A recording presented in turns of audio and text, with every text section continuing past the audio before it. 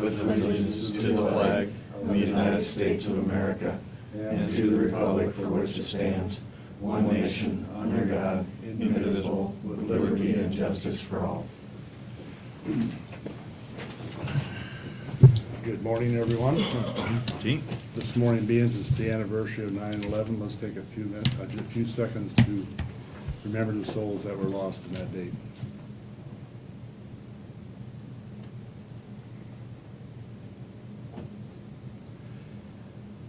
Okay, the first thing, we have the approval of the agenda. Is there any additions or corrections to the agenda? Okay, There are none, I'll make a motion to approve. I'll second. then moved and second to approve the agenda. Any further discussion? If not, all those in favor signify by saying aye. Aye. Contrary, motion carried.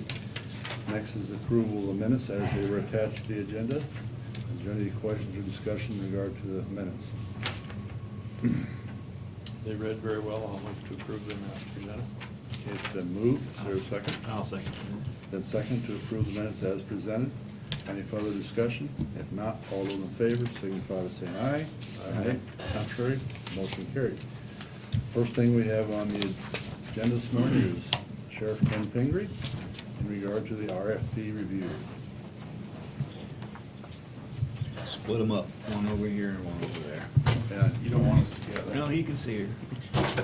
Oh, no, I'm not here. You can sit in the comfy chair if you want. Sit in the comfy Put chair. those two together, it'd be collusion. True. Hey, does everybody have a copy of that? That'd be something. Yep. Everybody had a chance to review it?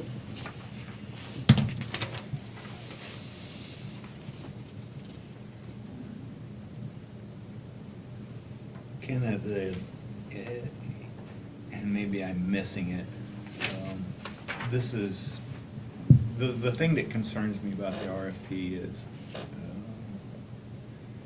I think we need to also make sure that we get some space for the rest of the courthouse included in this RFP. I don't want to build anything we don't need, but I also know that we're running into issues with other departments. So is that gonna be included in this RFP when they do the needs and assessment? They can tell us that we need an extra square footage, whether we go up above the jail or what we do with it.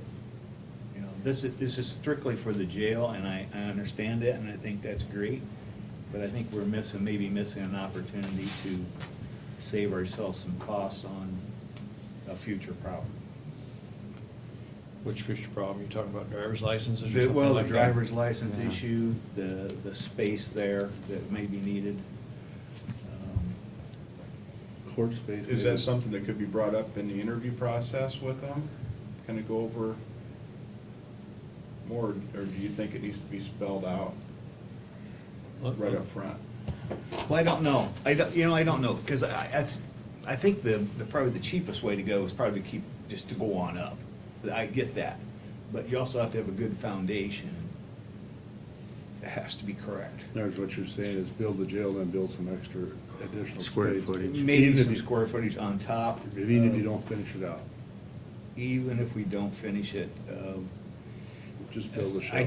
To bring environmental health clear up out of the basement, I think would be a plus, getting that position up here. Being they do the passports now, it probably should be a little higher. Now we have, if Ken vacates space there, that's going to create a lot of help for that situation. At least we could get them up a floor. Mhm. As far as that goes, we may be able to move this boardroom down to that position with a little light remodel, and also then would allow some driver's license space over here. So there's lots of options, but I would like to kind of cross these bridges all at one shot, rather than go through a couple of different phases, because if we wind up bonding for the money, the extra dollars might be well spent to do it up front. There's what I think in a way, I kind of agree with you, but maybe what we need to do is have, the basic and then have an option Yeah, maybe as a side option. Mhm. Yeah. If I it's just don't to add disagree with additional that. space. Because I certainly don't want to build any more than we need. Mhm. It's not fair to the taxpayers to pay for something that's sitting there empty. It's something we think they, of course, like I said, we don't, nobody has a crystal ball. We can't really see exactly what's gonna happen to us in the future with the judicial side. Well, regionalization. Yeah, but we don't, that's been in the hopper for a long time, so. Neil, you got any thoughts on that one? Yeah, I do. When we were touring jails, we saw a lot of different things.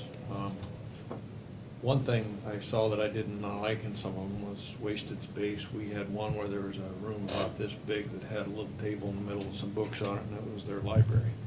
And it was a very expensive place to put, 50 books that could have been anywhere. So I don't want wasted space. Another thought I have when we're building the jail is sort of contrary to what you're saying, Rich, so I between the two of us, we should get it right. I'm just saying, maybe there's some space in the courthouse that could be repurposed or used. For example, another space, each had their own space for storage of all this stuff. And I'm thinking if we happen to build it right next to the courthouse, maybe we could use some space in the courthouse rather than build it new. And some of this space could be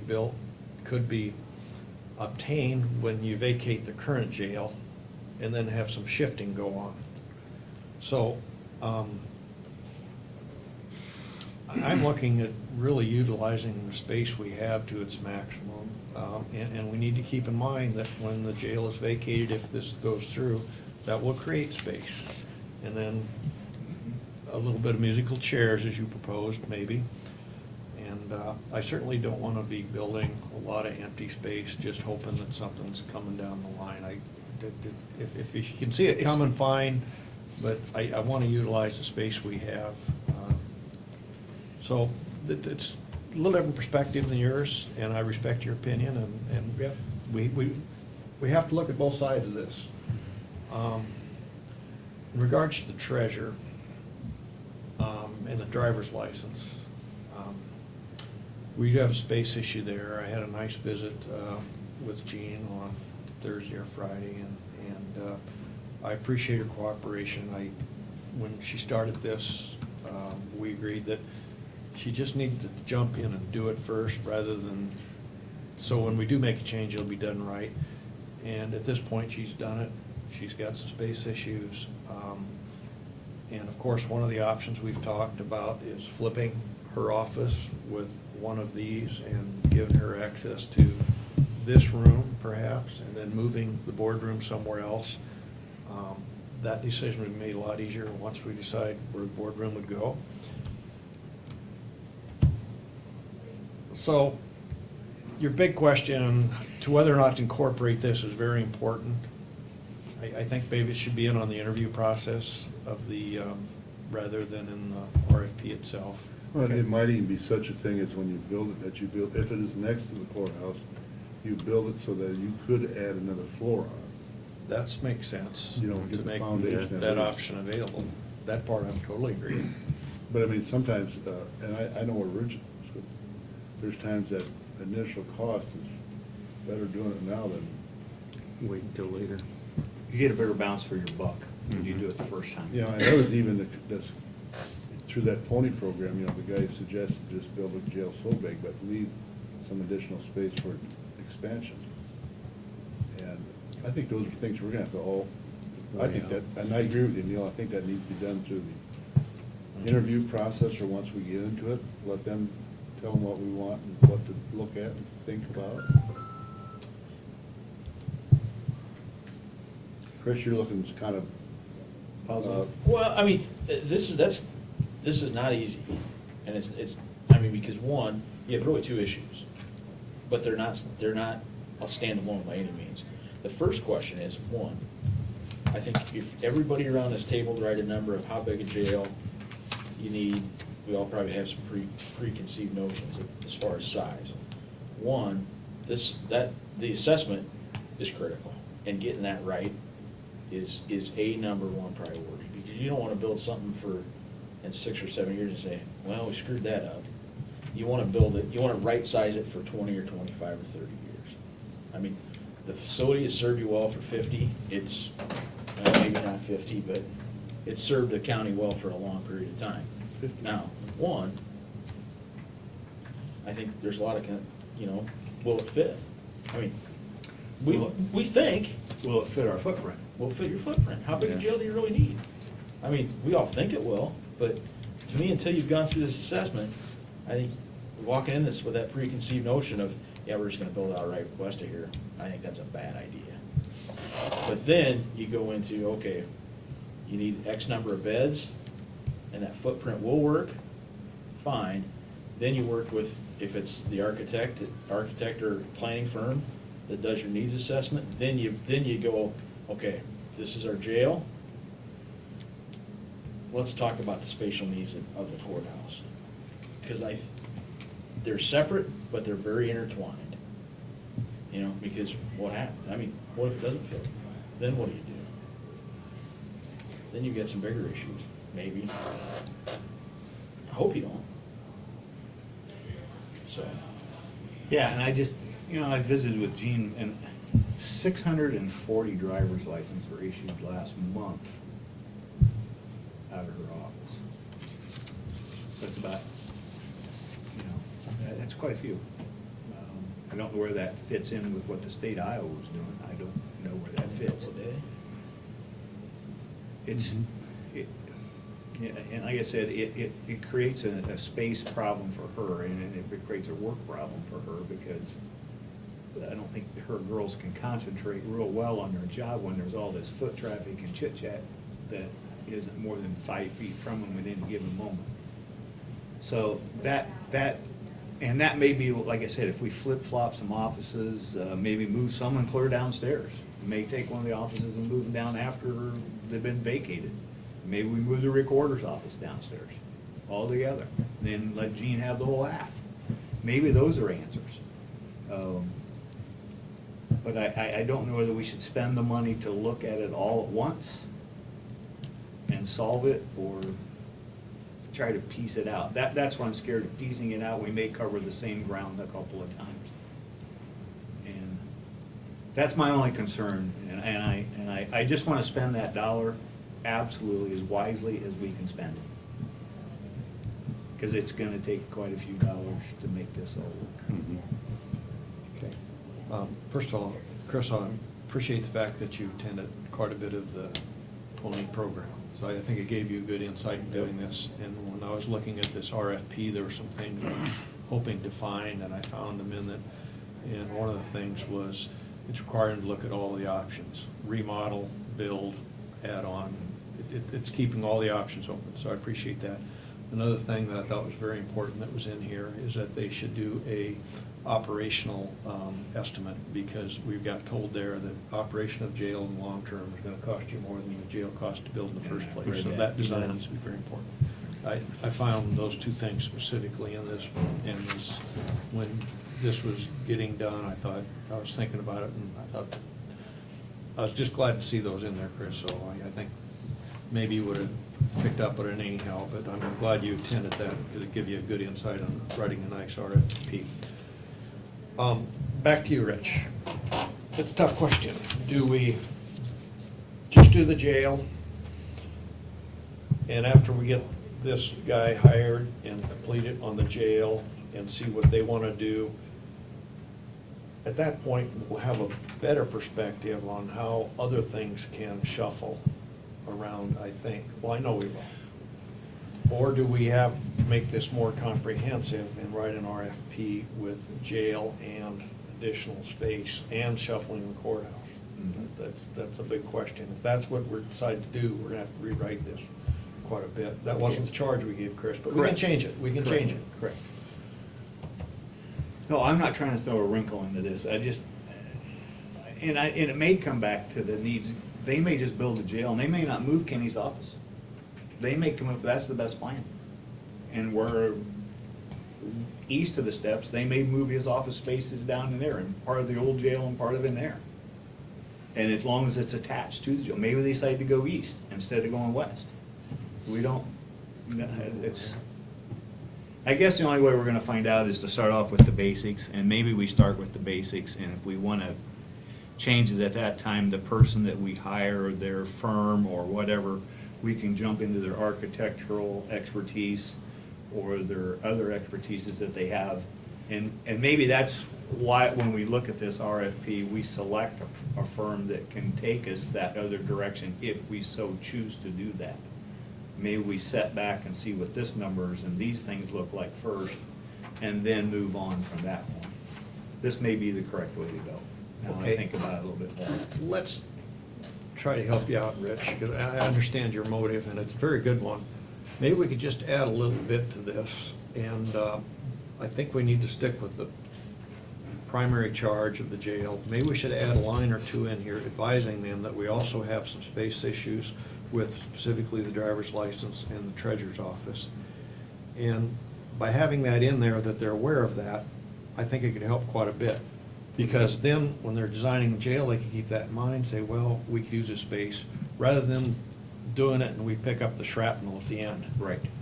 Put it in there as an option, kind of. And I think- either way we go, we're just asking for an assessment. And Yeah. when they're done, we may come back and say, well, we need to do more than this. Yeah. But, And I'm okay with hiring any firm as long as they are willing to walk up here and ask a few questions up here too. Just for their own. Well, I think we have to leave it in there as options that we do that. And I think whether we add that line in there to look at these other options also, to keep them aware of it, is fine. But I think that's something that we're gonna have to do probably when we do the interview process myself more. As we interview them, say, hey, what if this happens? Right. Do you think that's where it fits, Chris? I think you need to, if you're gonna ask that question in the interview, you need to address it in the RFP. I mean, because, Catching a little flat. well, some of these firms are, there's a couple of those firms, that's what they do is Strictly jail. is jail needs assessments. They're really not 100% architectural firms. And then they'll more or less shift you to an architectural firm, is the way I understand. Ken, is that kind of what you're, There's only one firm that's that way? firm that way. Okay. That's And- just And that was just jail. strictly a needs assessment, Yeah. nothing else. Yeah. So it kind of depends on what, on who you pick. Our selection's gonna get to be Well, real. Yeah. I'm thinking their attitude may be tweaked a little bit if they're aware of our other situations, because they could appreciate the importance of space in the courthouse. So, for example, it may give less credits to remodeling because you aren't getting any space. You're Yeah. probably losing space as opposed to adding something on where you would clear up some space. I think we need to affect their judgment with that in mind. So what about if we add that in there, like you said, that we, space needs for, keep in mind, space needs for driver's license, treasurer's office, and then also put in, and maybe just add a little on regionalization, to keep that in mind. I think you understood what I said. Can you put that in words? I don't know if I quite had it in print the Well, way it should be. You know what we're talking about? Yeah, I know what you're talking about. But I think I'd add that those We needs, just need to that add a we couple more make them bullet aware points that there. we're, these needs we want them to consider, and possibly even regionalization of other parts of the court system. And then even at that, Gene, I'd want it to be somewhat specific, because I don't want them to, I don't think we're in a situation where we need to interview every office in every corner of this courthouse to see what space they have. And I think our specific issue there is with the treasurer and the driver's license. Or is there some bigger things we No, need to no, address? because I think the extra space that we snag, depending on how economical it is to remodel it, I mean, it's not gonna be economical to remodel the jail. First of all, the demolition is gonna be very expensive. A lot of sideline things there, but it could very well be used for storage. Well, and then And you also- clean up a storage area, which could be remodeled cheaper. And you So- don't want to do a lot of tearing in there because of the Yeah. A word. Yeah. But, I don't know, it may involve a lot of demolition anyhow.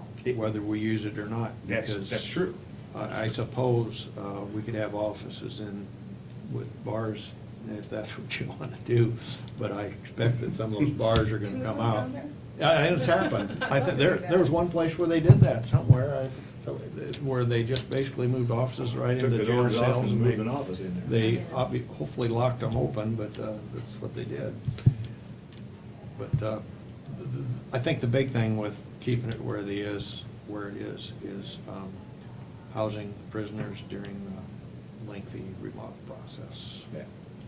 That's a large Big expense. expense. And that's part of what these guys need to do as they look at the remodel. Looks like it's getting clear as mud now, isn't it? It's clear as mud, clear as mud.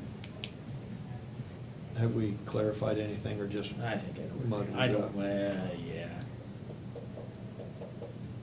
Well, yeah, that wasn't even a clear answer. Well, yeah, well, I don't know if you really give me a lot of clear thoughts, Neil, but let's be honest. That's that red clay answer from North Carolina. Yeah, well, yeah. I think I know where you're headed. I mean, The heading looked pretty good on this though, Chris. I'll give you credit for that one. I mean, the jail's important, but yet there's also Other some spatial needs. needs. There Yeah, could be other some needs. needs. But not a total complex. No, special. No. I no. understand that, No, that's the problem. so. I don't want to muddy this up anymore. I mean, I think we need to take our first step and make it. Here's the deal. Right. You're gonna get some proposals back. You're gonna interview some firms, and you can. And to me, half of the whole. And when you look at the RFP process, it's not just about experience and about price. It's about the process they use to get you to X number of beds and where it's at. And I think those are all things are just equally as important, no different than the spatial needs of the courthouse. Whether it's the treasurer's office or where the boardroom sits, it's like, how do you get there? Those are the things when you interview that firm, hey, how do you come up with this plan to get us not only a jail, but address, 2 or 3 of those they're not minor, of, hey, how do we get better serve the public when we're doing this number of driver's licenses? Is it still there? Is it moving somebody? Help us through that process. Well, that and the idea, if we do build a new jail and you move his office into that portion, if you do, then what are we gonna do with that space? I think that's the honest Well, question. that's a very, yeah. Yeah. And that's part of what I think Right. this, As we go with this whole thing, things are gonna have to be tweaked. I mean, you can't come up with a solid answer right off the bat. It's not gonna happen. well, and we can't plan for everything that happens. As we know in mental health, we went through that for the last 4 years. What do we got? The thing changed how many times? And we still don't know where we're totally headed yet today. I'll make some adjustments to this. There's one thing I didn't see, and it's what I'd like to see, and I don't think it can be in there. I'll back up a little bit. When we interviewed firms to do the Maple River Mount Carmel, we could not ask them what their rates were until we decided on a firm, then we negotiated. That's not this way. Well, then I think we should have them put in how they charge their rates or what they This charge. says Proposed number fee. fee is proposed So- fee. So they better have that in there. Yep. And more than anything, Marty says we have to do some tweaking along the way. I think that's almost a given. Mhm. How do they charge for the tweaks? I just hope there's not Yeah, we need to know like how they. change order if- kind of. How the change orders are handled, something Mhm. like that. Okay. Yeah, I mean, number 4, they're gonna submit on 5, they're gonna submit on 5 items. Background, what their scope of work is, and an outline of the process. 3 is experience with similar sized facilities. 4, proposed fee and references. References, And those yeah. will all be equally weighted in the selection criteria process. So, I mean, they're gonna give you I a was fee of reading this where it X. said preliminary opinion of cost, which is the cost of The facility, yep. Now, the one that you're talking about just does an assessment, is he gonna be able to give that preliminary cost of that jail and all that stuff? He put in his proposal to Monona County that he could. And also they hire an He's- on-site he's architect to he's give a subcontract. rendering and I think that's a must, because if they say, well, here's your option, one is remodel, and here's how we found a way to make that work, and the other one's to build, and here's how, you gotta have a price tag on that. You have to. We don't, yeah, you don't, you're just can't- shooting in the can't- dark. You don't remodel just because you can, and you don't build just because you want to. You put a price tag on it as well. Whatever it costs to deal with it. So you got on these questions to be directed, you need a name on her, or? You just, where do you want, I mean, I think they need to be addressed to Ken. okay. Ken, you're gonna live with this a lot closer than what we are. Do you have any more comments or questions? No, other than what Mr. Whitaker's gonna add, is everybody happy with the way the current one reads as far as the jail? Yeah. Okay. Yeah. Is the timeline okay? I mean, I put October 13th, what I think is a Friday. That gives us a month, roughly. Gives them a month, yeah. Can they do it in a month? They pull out drawer A or be drawer B. Well, here's the, I mean, you know, it's no different in the, you know, the bid proposals. You always see a contractor, somebody sitting in the parking lot the day of, scratching their last numbers in, you know, you give them a month, they start on it 3 weeks ahead of time, or they wait till the last week, kinda like kid in homework maybe, I don't know. I don't know how long it takes them to do this, you know, and here's my concern. If you give them a short time, they're gonna have to compress a lot of resources and maybe pay overtime, and that could affect the price negatively, as opposed to if they have a little more time and they can work on it. Wow. So, I think a month's plenty of time. The ones that are gonna be interested are gonna be willing to do it. Yeah. And you're not sending out to, you know, you get, what, 5 or 6 firms, Ken? I think we wanted to have a couple more Kind of call look in, at I the think list, maybe like- 6 or 7. So, I mean, it's not like you're gonna have 100 firms knocking down your door. Okay. All right. And you probably have some that say, no thanks. And the time factor could affect some people. You know, we're pretty busy now, but if you had more time, we could. Is one of them Samuels? Yes. Okay. There's some things they were explaining to us I Yeah. liked about it. Yeah. So you're comfortable that maybe they don't have time to do it, but they sure have time to respond to the proposal? Oh, yeah. Okay, all right. Okay. Most of them, that's what they do. I mean, they've got, Mhm. I mean, there's probably 3 of those 5 things they've already got done from the last proposal they did a month ago. Yeah, that's probably true. So they're gonna tailor that scope of work, figure out the fee. Drawer A or B. Mhm. Yeah. Yeah. And go from there. Or round file. I think it looks good myself. We'll add a little language in there on the spatial. And yet, I'd keep it open-ended. I mean, whether we use it, we may not use it. You know, we may just forget that part. And worry about and scratch out what we, But I'm like you, I don't wanna go out and we start doing this, then also, a little bit later, we gotta do something again, and I don't wanna go. and we through may it not have twice. the right firm from the get-go. That's my only, And this really gives you the, I don't wanna say the out, you can have somebody do your needs assessment and go find another architect firm to design it. Oh, yeah, I understand that. Yeah. So, Tailor different it needs. doesn't Yep. lock us in, so. And No, this is no future commitment, it is. Yeah, and I like Bidding on Neil's this. thought on that, is to bring a group in to do your original needs, and then we kind of see how they perform. First of all, it's kind of like a job interview for them. We can kind of halfway tell whether they're going to be on top of it or not. And that's Yeah. what we want. We want someone that's going to stay on top of this project, so. By the time we get our needs assessment, we'll know if they're Yeah. the right ones or not. Okay?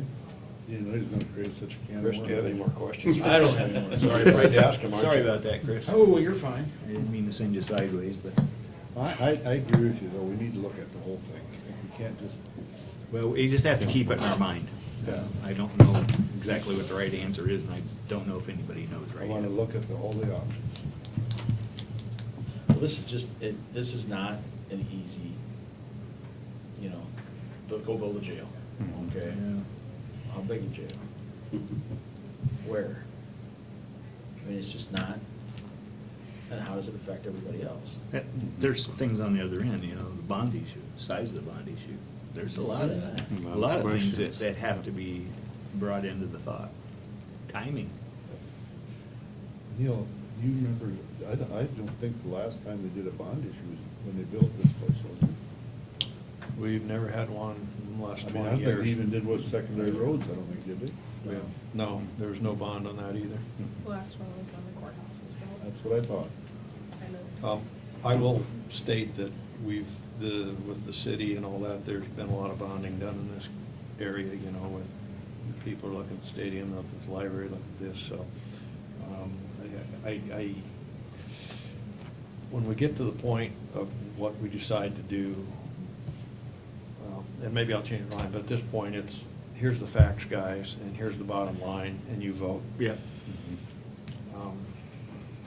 You know, I'm not, it's not like this is a big moral issue or some issue where I'm gonna do it at any cost or anything like that, or I wanna hire a firm to make it go through. I want the people of the county to have a real clear idea of what the issue is, what the problems are, what this proposed solution is, what we feel it is, how much it's gonna cost. The county decides. Yea or nay? We live with the results. Yeah. Well, getting back to that, Ken, don't you think that at some point we need to, and I know you try to get some people from the private sector involved in that pony program, but there's so much time commitment there. Do you think that we can get some people from outside the community that could sit in through this planning process and maybe Kind of coaches, help? kind of? Yeah, well, then help tell the public what's going on, get it out, you know. we'll Big support time that. commitment, that's what I'm afraid of. That was what they talked about when you go and meet with like a bonding attorney or a bonding company that handles the election wording and all that. They're the ones that they bring people in during that time, is what I thought.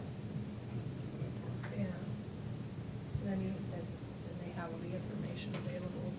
Well, you wouldn't be able to do that until after you found out what it would cost to house them somewhere else, what it would cost to remodel. So I what it would asked how many cost to- days, what that cost up Webster County. Yeah. That was the reason I asked that question. I know they talked about that, though, is to Yeah. get the information out to people. Different people you could get on board. I mean, it's just, if there's a time commitment, that's tough though. Yeah. Okay. I think we just make our best case, see what they say, and get it out there. Thought about inviting him to the other program. But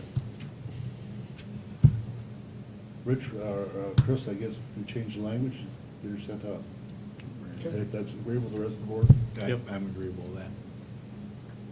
Okay. Good enough. Thanks, Chris. Thanks, Chris. Ken. Have a good day, everybody. Kenny. Thanks, Chris.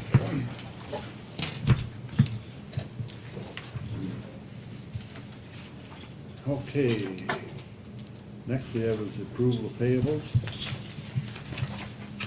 I'll go grab that bill, that juice bill. Yeah, either one of them.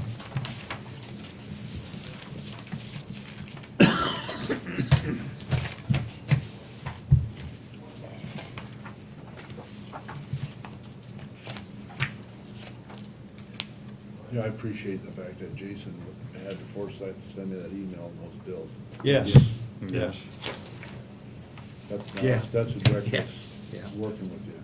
Yeah. I just was astounded at how much we're paying on blades, 50-some thousand. Mm. Wow. Yeah. But he must have sent Yeah, some that back was in worth it. though. There was a credit bill for some smaller ones. Hmm? Did you see the credits that was for smaller No, ones? I missed that. Right above it. Yeah, yeah. Some blades returned, but 56,000 on blades, man. Well, I'm sure when it's hard and dry, they Maybe go it's through them. like your egg part you just bought that doubled in price. Maybe Yeah. it's affecting this too. Steel up. Yeah, Steve's coming back. See, he returned There's some propane. about Yeah. $6,000 worth of blade. I'm pretty sure that got They must handled. have been smaller, 5-foot length, and they were only 7. Yeah, 'cause you got 14-foot blades now instead of a 10-foot. Any other questions on bills?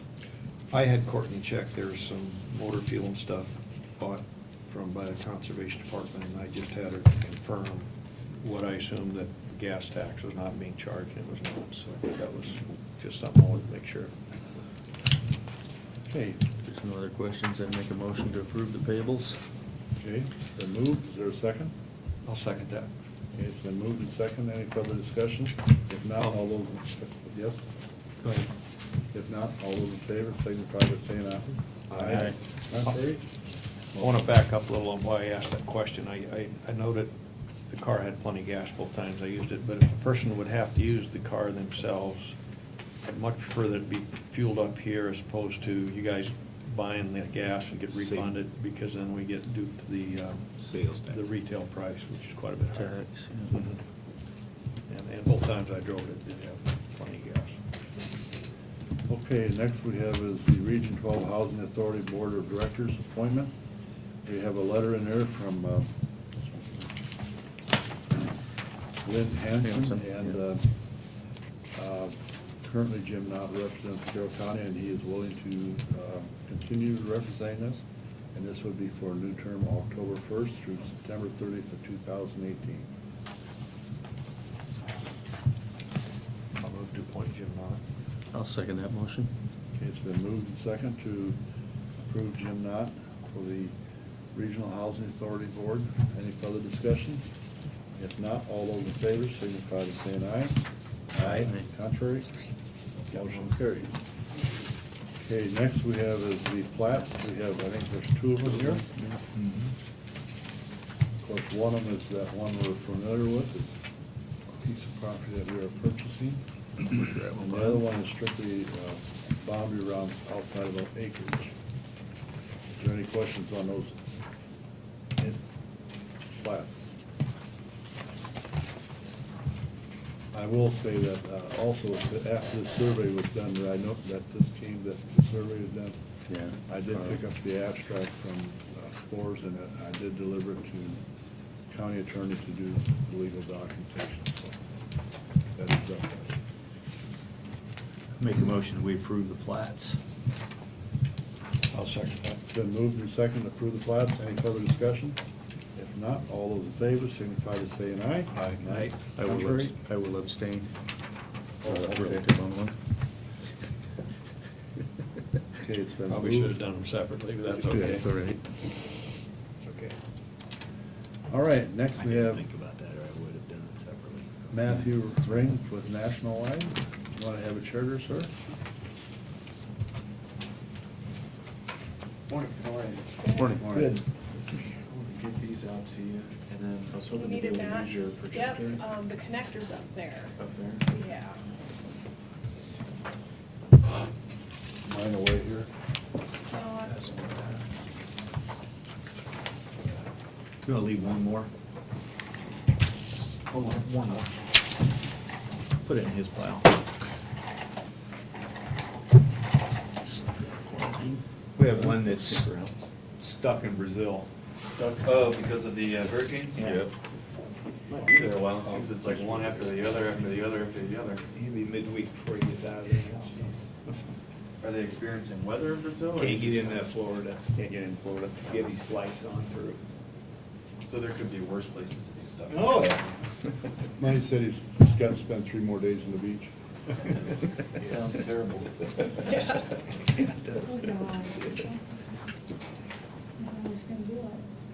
Be all sunburned when he comes back.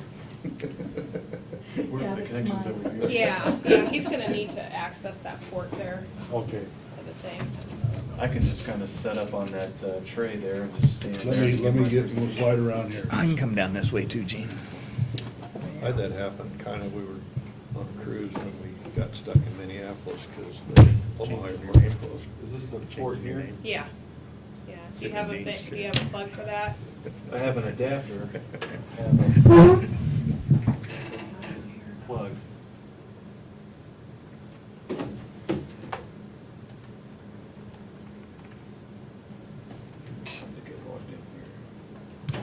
Do you think you'll be able to plug into that, or do you need a different? Yeah, so I have, if you have just kind of the, what kind of cord do you have? These are phone cords, I'll probably have to call the IT guy to get. Yeah, you should. Let me call Carl. You can have a So drink. You need a cord to plug into the wall. Yeah, from the wall to my laptop. And a coconut. What I would eventually like to be able to demonstrate to you this morning, so at the county, you guys offer deferred comp. I met with you, I think, a couple years ago to talk about the NACO program that you have here in the plan. We have a new tool, which I provided this flyer, and I'll leave copies here for the auditor's office. Just really wanted to demonstrate to you, this has been getting a lot of traction with our ISAC affiliates and our NACO affiliates across the country as a way of helping county employees prepare for retirement. Not in the sense of, you see the commercials of what's my magic number, is it 1 million, is it 2 million? But really kind of breaking it down into how much money do I make now, and how much of what I make now do I need in order to be able to retire? So what's my goal ultimately, compounded between the three-legged stool: personal savings, IPERS pension, and Social Security. So what Nationwide has, we have our proprietary tool called our Interactive Retirement Planner, where either current deferred comp participants or county employees who don't participate in deferred comp can go to our website to see exactly where they're at. And this tool is not just for the employee or participant, but there's a feature that also allows them to add information on their spouse. So if they're married, their spouse has their own 401k and their own benefits, they can get a great idea from a family perspective in a matter of 5 to 10 minutes to where they're sitting. And at the end of this, as they kind of go through this calculator, as you kind of see on the back, it prints off the retirement readiness report. And this retirement readiness report details everything that they've input that they can then take to their local financial planner if they're working with somebody locally, or they can work with an advisor at Nationwide to get a little bit more in-depth on what their situation is.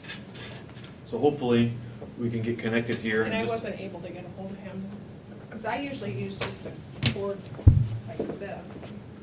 And plug this into my computer, and but you don't have one. No, well, maybe we can just get real close there, and I can always hold my laptop in my hands. We'll make it work one I way. was thinking he had a wire. Can we move that flag over and just pull it closer? Roll that thing around. It won't work. Let me go find him. So He's it's got a a female flag. and did another female jack. Yeah. And if you worse wanna- comes to worse, there's not too many of us here, maybe I could just set the laptop on the table and kind of demonstrate it that way.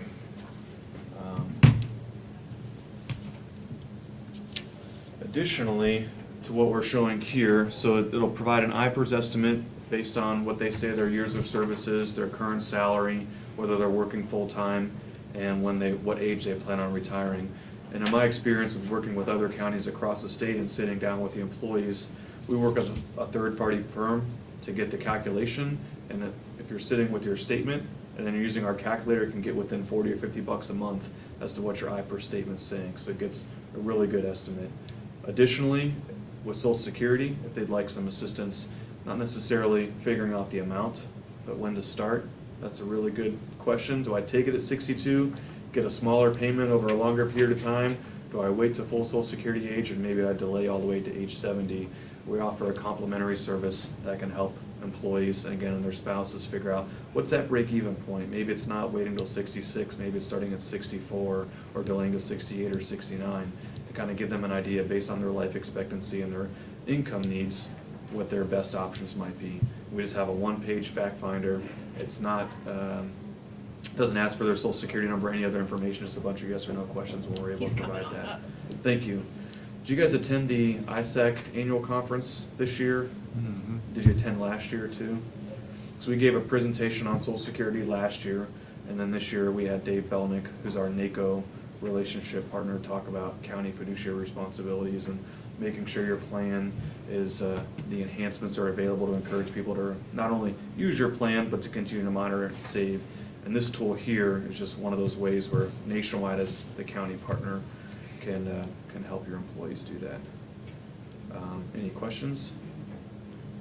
And on that note, our ISAC presentations should all be on the Iowa County's website. So any employees who maybe weren't able to attend the meetings, we give regular webinars to the ISAC offices You can go back on and listen to a replay of those presentations. And I believe ISAC even puts their webinars on YouTube as well for anybody with a smartphone or a tablet.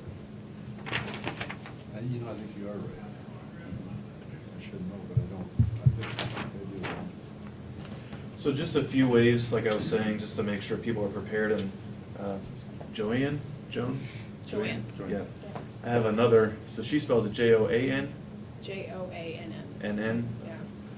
I have another county auditor's representative, and hers is spelled the same way, but she pronounces it Joan, and I always seem to get them confused. Well, we had a Joan for years, and people still call Joanne Joan. It was kind of confusing. Well, she was saying that you guys have a bunch of new hires. We have had a lot of new people, yes, a lot of younger new people. And maybe having some difficulties encouraging them to sign up and use the plan. Yeah. Go ahead. So I know with Nationwide, we have 10 actively participating employees, 14 people who have accounts but aren't contributing. It could be maybe they are employed but stopped contributions, or maybe they left the county and they have a balance, they just haven't started withdrawing from it. Do you have any idea overall of how many employees you have versus how many actually participate in the plan? Well, that would be eligible, Yeah. be close to 90, I would think. 90? Yeah.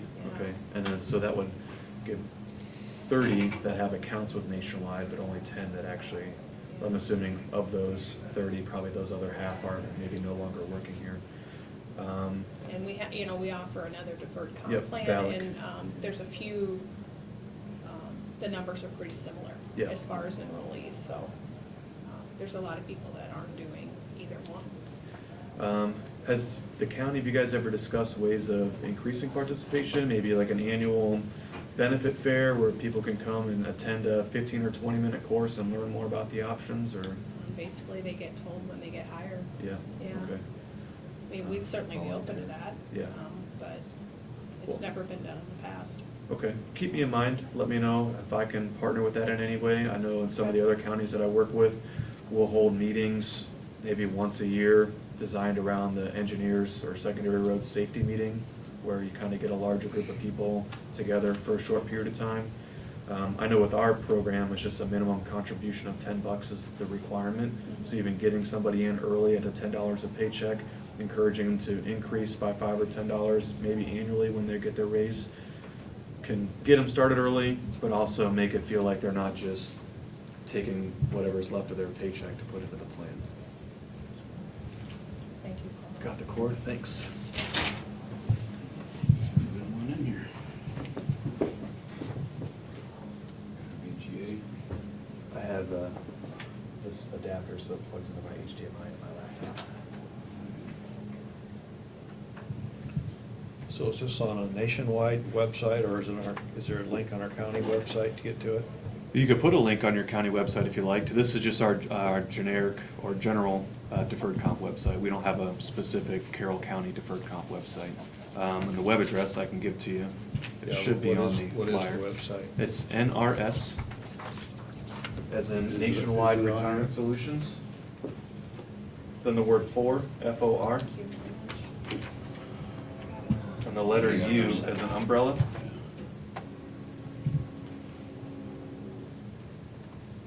.com. Oh, there we go. NRS F-O-R, You. like the word for, not the number for. Okay. Good. The website. I was- Here. NRS, FORU. Yes. .com. This is our website that's designed specifically for public sector employees. Nationwide, we have a 30-plus year relationship with NACO, and we've been in the public sector space for retirement for over 40 years. So we're one of the experts, largest by assets, largest by participant count, administrators across the country. Secondly, if you're wanting to actually monitor the status of your plan, you can do that same nrsforyou.com/plan sponsor. And then as the sponsor of the program, there are reports and ways to monitor your deferred comp to see year over year how the participation rates are going, how the investment returns are doing, where people are investing their money. So if we're kind of trying to partner with, how do we maybe reach different employee groups, whether it be the newer millennials, whether it be people who've been employed for a while, we can work with ways to kind of target those audiences. So what I'm going to show you today is how to access this calculator for people who are not already in the plan. If people already have an account with Nationwide, they would simply log into their account online, and the first thing that they see right in the middle of the page is their retirement readiness, from red all the way to green, and then they have a button that's right there that says Start My Interactive Retirement Planner. And the first time they log in, it's going to prompt them to automatically go through it anyways. But if they haven't done it before, that gives them an option to go through, and it's just, I think, 4 easy steps. But from the website, you'll click here where it says Learning Center.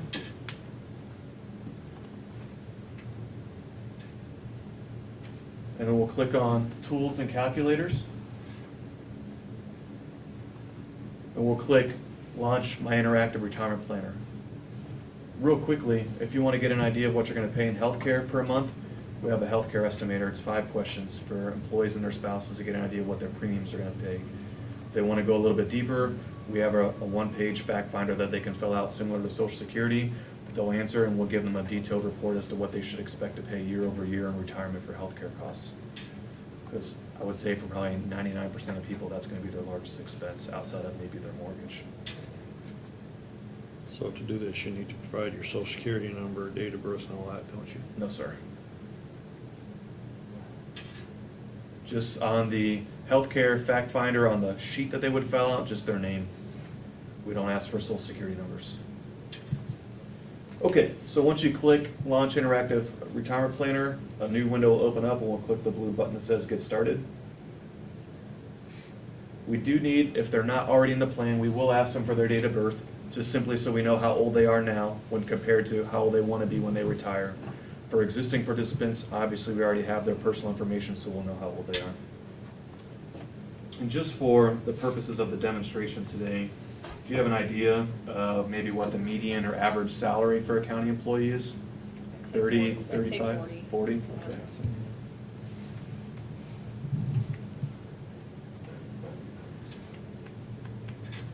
And is bi-weekly pay? Semi-monthly. Semi-monthly, okay. And this estimator here, once we get an idea of what their current salary is and how old they are, I'm pointing on my screen like you can see, we can estimate what their raise might be over time, so we know, based on what they're making today, what their projected retirement income or salary at retirement age would be. Normally, unless somebody is, say, involved in a local or a union where it's negotiated on their raises, I might usually just use a 1.5% cost of living bump. And it's important to know too, when they plan on retiring and how long they plan on living for. I'll usually say be in retirement for whatever number of years gets you to age 85, just based on life expectancy. But if a person knows that they have longevity in their family, maybe there's a history in their family where people aren't living as long, then they can update those numbers as well. And you can see here at the bottom, they can add their spousal information. We're going to skip the spousal part today. And anytime they enter any variables down here, their desired level of retirement income and their projected level of retirement income changes automatically. Kind of like you're watching The Price is Right. All right, next page. Step 2 is finding out what their retirement assets are, or savings. If they're already in the Carroll County plan and they're logging in as an active user of their account, we'll already have their 457 account balance on the screen, plus any ongoing payroll contributions. Since we're logging in or using this as a miscellaneous user, we have the option of selecting an investment, 457, 401k, or you can add multiples. What I'm going to do today, just for the purposes of demonstrating the importance of this plan, we'll just say that they have nothing outside of just their IPERS and their Social Security. This is where it gets really neat. We're going to click the drop down once we hit the pension tab and click Help Me Estimate.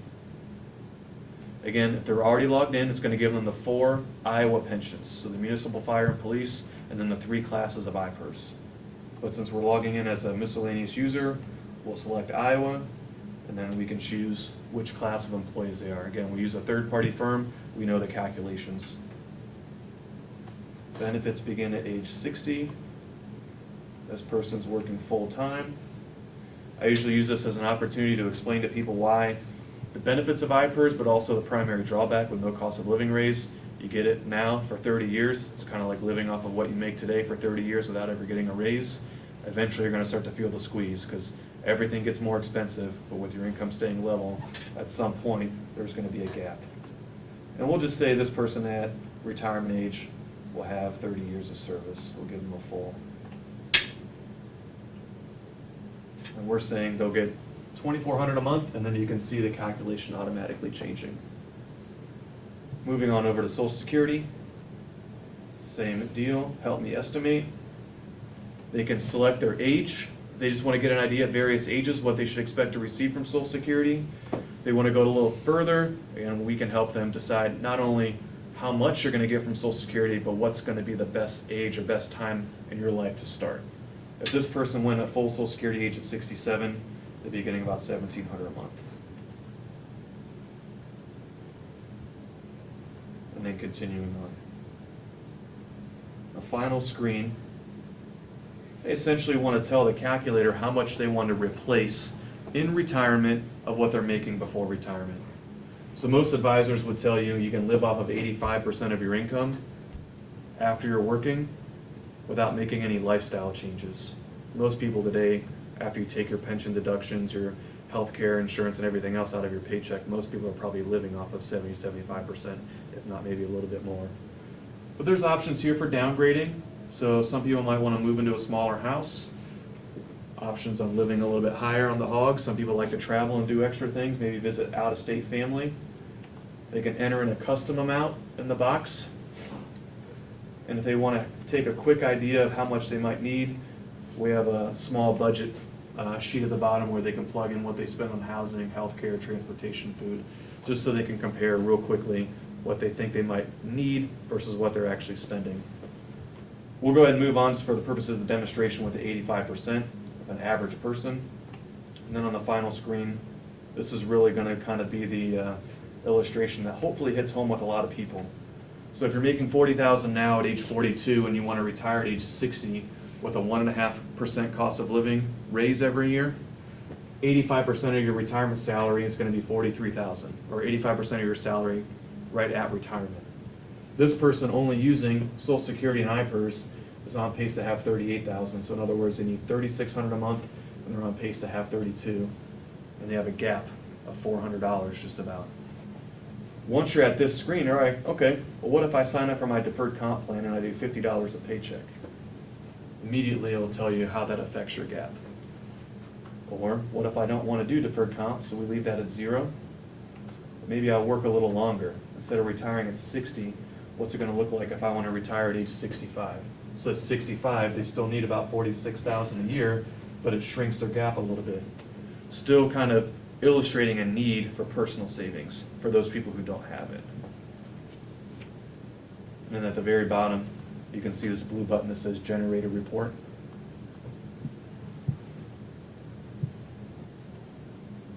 This will open up a PDF of their retirement readiness report. They can then save to their computer, print it off, bring it back the next time they meet with me, the next time they meet with their financial advisor, so they can kind of keep track. Again, if they are a user or already a participant in your county program, there'll be a button right here that says Save. So then they save all the information that they've entered. It's on their profile online, and every time they log in, whether it be monthly, hopefully at least once a year, they'll log in, update their salary information, update their savings information, just to kind of keep track and keep on progress. But what we did today is just for people who aren't even participants. So Carroll County employees, Greene County employees, anybody who's got deferred comp or in the IPERS system can use our calculator whether or not they're an actual customer or not. And the neat thing is, the more people who are in your plan that actually use this calculator, it rolls up to a plan level report, so we can print out the Carroll County retirement readiness, so you can see how many of your employees who use the deferred comp plan are actually ready for retirement or not. And again, that's just a way of, okay, where should we focus our meetings and education to improve the retirement readiness of our employees, so when they leave Carroll County, we can assure that they have a sustainable life ahead of them.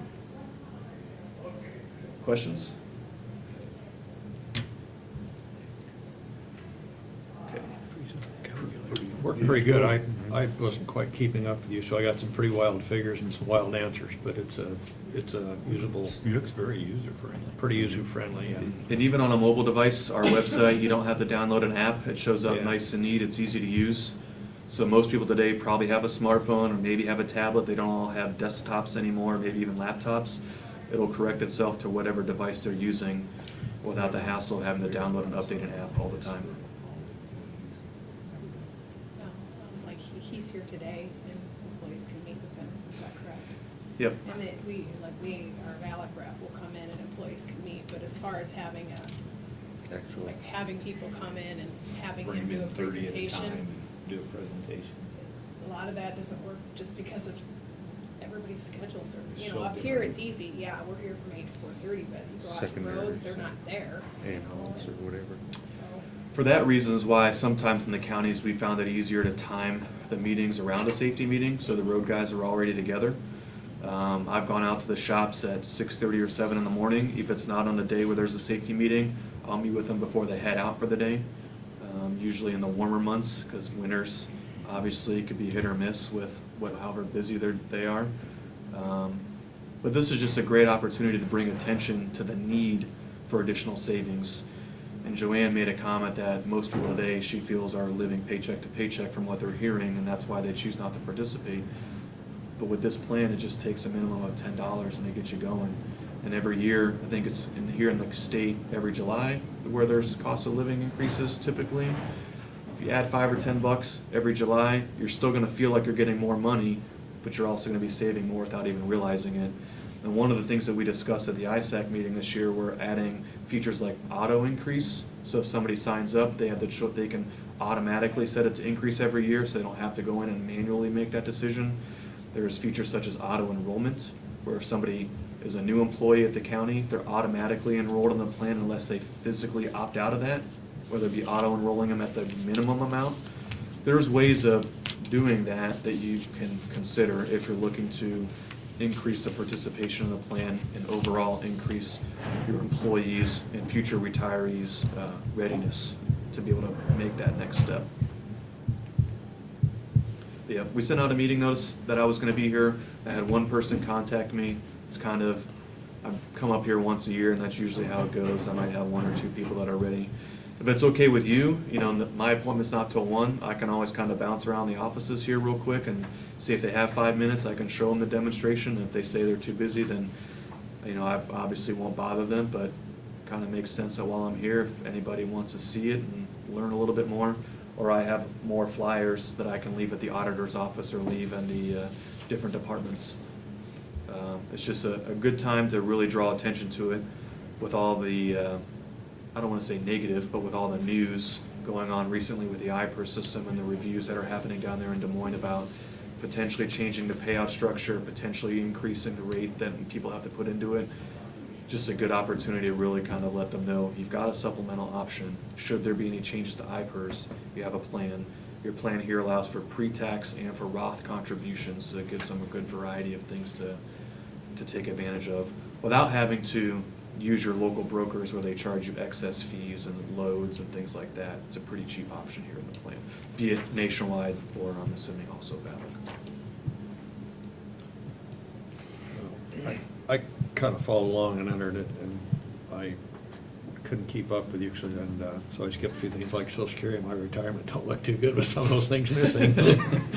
But it's an user-friendly thing. I just a little bit rushed. I didn't get off to a very good start there.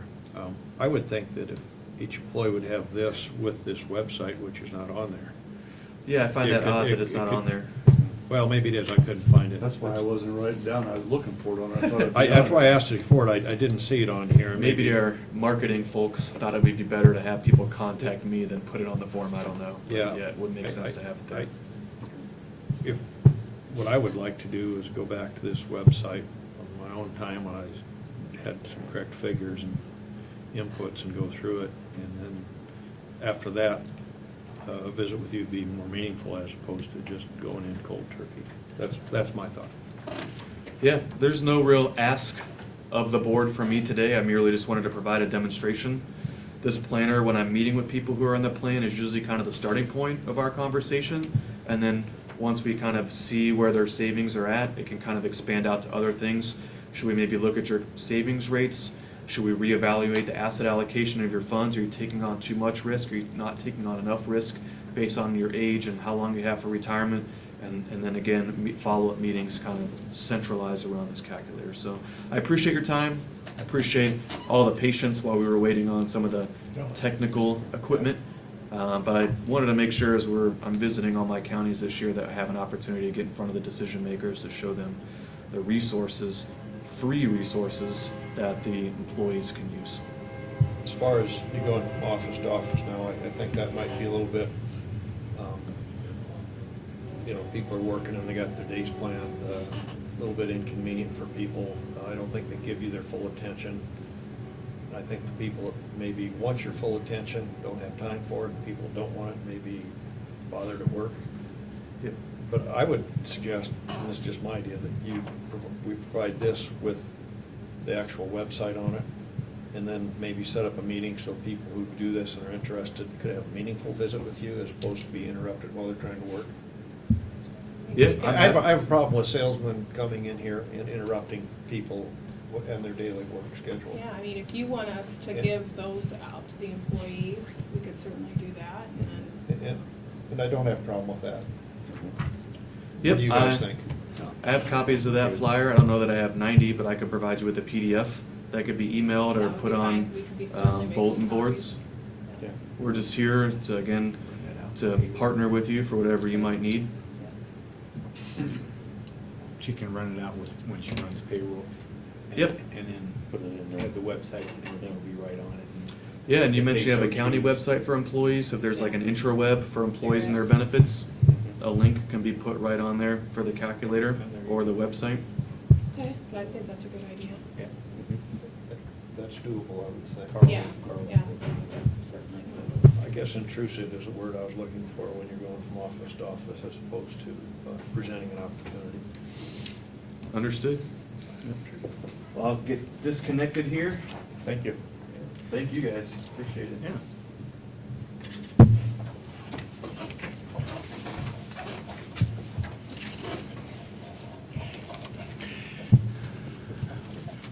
I can run this downstairs to your IT guy, if that makes it easier for you. You're welcome to lay it up here. Just leave it He's there. usually up. Okay, We I'll just leave it see sit right him. here then. Thank you. Thank you, guys. Thanks a lot. Thanks, Matt. Okay. 10 o'clock public hearing, fiscal year budget amendment. Fiscal year 18 amendment, I should add that on All right, this is the first budget amendment we've done this fiscal year. I did briefly go over it when we set the hearing, and nothing's changed from then. I'll go through it again here real quick. So, in general basic, we've, service area 1, we're increasing the expenditures $5,978, and that is for a jail new employee that has a family plan. She replaced somebody with a single plan. In general basic, service area 3, expenditures, again, we increased environmental health salary $1,037, and that is just a mistake she made in her math. Service area 9, expenditures, again, in general basic, we're increasing the workman's compensation insurance, $6,657. And Terry was here and explained that that went up a little more, and we under budgeted that expense. And the last one here is capital projects, environmental health, $16,360. She is looking at replacing that pickup that she has, and this would allow her to spend that money. She didn't budget for the expense. That money's in her capital fund now. She budgets $1,000 every year and puts money in there.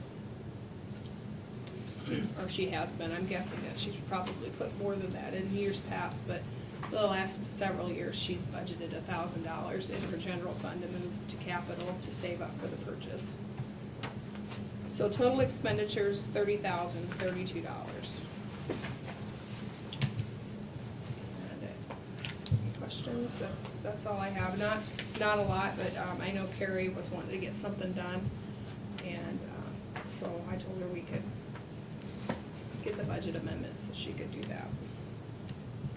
Regards to the workman's compensation insurance, is that a rate that would be available in our next budget cycle, so we could do that more actively, or is there a rate that comes after that? It came when Terry came in, and we were well done with the So budget it's a at rate that point. we don't get till after we do the budget. Right, right. Okay. In the last couple of years, we've been real close, and we've been able to pull, maybe from another place to offset that, but with $6,000, we don't. Okay. Our insurance lines aren't that much. It's usually pretty close when we budget those, that includes, this comes out of the same places like the property, or our property insurance and things like that, so. Any other questions on the budget amendment?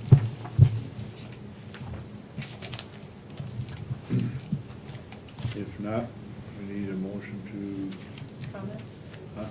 is there any public comments on the budget amendment? Okay, at this time we'll close the public hearing, and we need a motion to adopt the budget amendment. I'll make a motion to that effect to adopt the county budget amendment.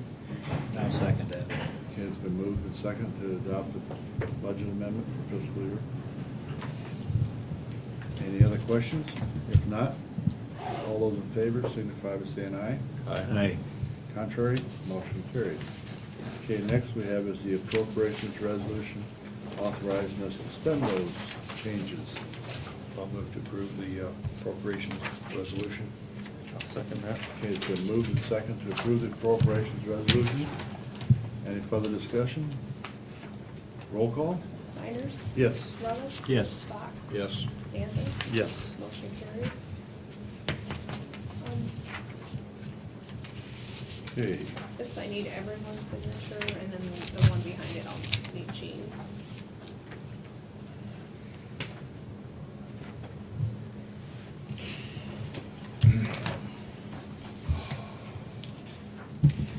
This is a good time when they do get their raise. 1% is 1% that they would get. It's not a lot of money, but it adds up. He's absolutely right. 10, 15 bucks makes a big difference in 30 years. Yeah. But also $10 or $15 to a family of 3, that's a lot of money too. Any say it's been earned. Hopefully. Unless you get into loan sharking, and then loan sharking, you know, like 3%. Gee, what happened to good old 2% days? It's going up. Should have taken your That was per opportunity when month. 2 was Not up per there. year, per month. why don't you have a comfortable chair today, Dave? By the time you get done, it might be 5 by the end of the meeting. Could be 5 by the end of the meeting, better jump now. Okay, next we have Dave, you're I agree. secondary roads. It was a good weekend, wasn't it? It was, yeah. Worked in the bathroom, That doesn't sound good. in the shower door. Well, the Hustled around. gentleman at your chair you're sitting in still enjoying the beach because you can't get out of Brazil. Stuck in Brazil. Can't get to Florida. Hmm. The hurricanes. Boy. Those are the 2 guys that we're hiring that are coming to work today. Okay. So, both, yeah. This one surprises me.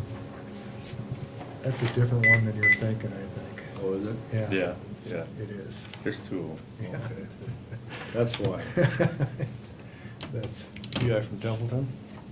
No, Oh. neither one is. Okay, you're kind of your relative, isn't Well, no, he's not my Or brother. offshoot of. Yeah. Yeah, no, there's 2 of them. This one used to work at Sugar. Okay. I don't know either one of them. No, both of them. Is it Alan's son? No. Okay. His dad, this one's dad just passed away. You got some mechanical skills here. yeah. They live here in Carroll. Well, there's 2 of them.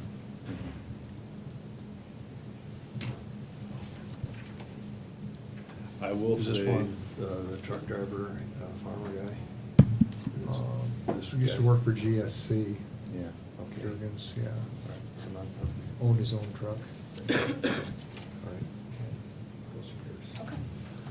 Okay. I will say Dave Beege brought these two to us, that last night I was at a social event, and I was commented on particularly the two young guys in the southern part of the county that were running the graders. They were very complimentary of them both. Wow, isn't that great? Yeah.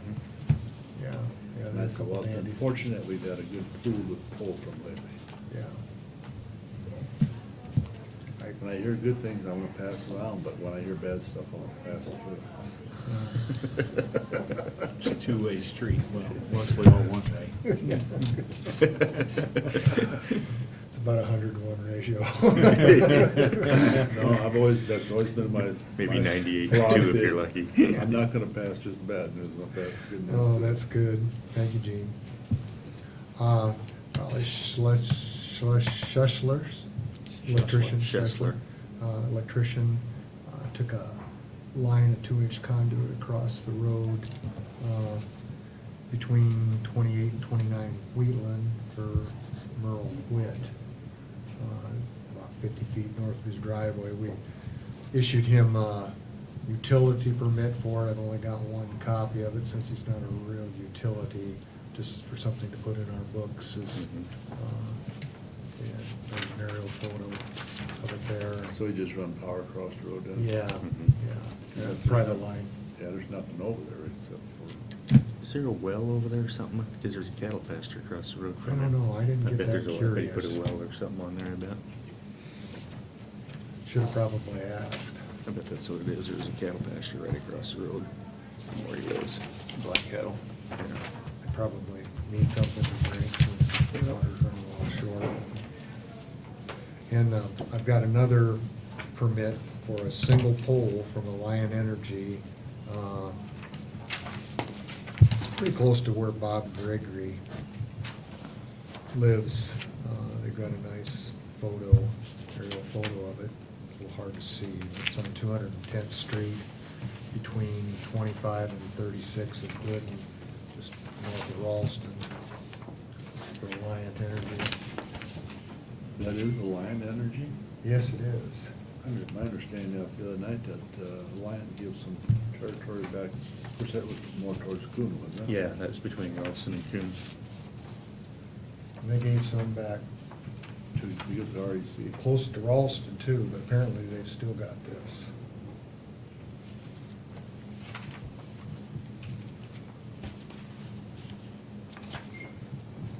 Kinda nice, these chairs. Some days are comfortable, and some days they're not. There's A couple of times they haven't been real comfortable. I don't want to sit here a long time. I didn't date them, Dave.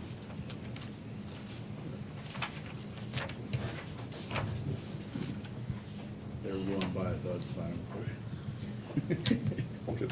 You guys approve? That's a good one, 'cause this one's already done. I was gonna turn them up. Yeah. I'd make a motion to approve the P utility for Red State being off the hook. Pretty much pretty assumptions, but I'll second that. Been moved in second. Thank you. The approval of 2 utility permits. Any further discussion? If not, all those in favor signify by saying aye. Aye. Contrary, motion carried. Got 2 copies each of 2 federal aid agreements. You probably recall from a while back, we applied to the region for STIP money for the road going into Breda and the road going into Litterdale, 4 miles from Highway 30 To Litterdale. up to Litterdale, and the 5 miles from Highway 71 into Breda.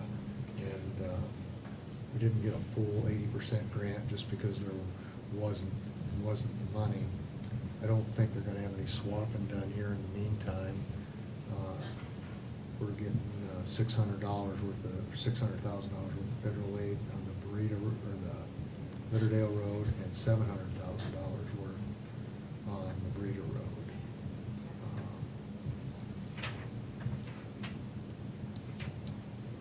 For a total project cost on Litterdale Road is $1,120,000. And on the Breeder Road is $1,240,000. So it's over half, but it's not quite 80%. The Rita's what, 1.2? 1.24, And the Litterdale what? 1.12. These are kind of scary if you read these, so. And this is scheduled for next year? This is scheduled for next year. I'm thinking we've got a January or February letting, if I forget right now, but we've got it in the hoop and ready to go. It takes about 6 months to do it with the concept statement and all, due to federal aid. They kind of put the meat of the thing, the first 2 pages up front, and then they've got Exhibit 1, the thing that, with a lot of legalese in it, and whatnot, that's with all Are this these, federal agreement. what, strictly 3-inch overlaid With widening. and widening also? Yeah. Okay, that was my next question. Yeah, there's, Because I tell you what, people do like that. Is there enough shoulder to work with everywhere? yeah, but the Breeder Road has really got a good shoulder. It's already 24 feet. I think we're gonna go 3 foot with the widening on that, so it will be consistent with our. Litterdale too? Yeah, Litterdale will probably go 4 foot on the widening of that. That's got 22 feet. There's some work that we're gonna have to do at intersections like Al's Corner. It's pretty thin and broken up there. I noticed that yesterday, there's a big Cored it the other day, and in the city of Breeden, we may have to do a little bit of milling and filling in there. And by the bridge, especially the middle river bridge on the Litterdale Road, we're gonna have to do some milling and filling, pretty extensive patching there. Before, we always came in and kind of dived into it, just kept adding, but now we didn't add right next to the bridge because we couldn't go over the bridge with asphalt, at least they don't recommend it. And it's starting to break out. Extra weight. Extra weight. On the bridge. And they say it traps chloride ions and then causes the concrete to rot. Rot faster. Yeah. So we try and avoid it. Unless it's one of the old ones that we did before we heavily salted, but that doesn't seem to cause any problem at all. Those are both good projects. They both have a significant amount of traffic. The one by Litterdale has a lot of truck traffic, and the one by Breeden is just plain busy. Yeah. A lot of truck traffic on that road. Both of them got quite a bit of age too. I can remember the Litterdale one, that was done in '86, so it's been Wow. 31 years since it's had anything done to That's it. lasted pretty good. And It's getting rough. the Breeda one, I think, was done right around 1990. Don't hold me to that. This could be maybe some of our last federal aid if they do the federal aid exchange, the swap. We won't be having to fill out these lengthy agreements, which should put a smile on everybody's face. Pass them around. Anybody wants to read them?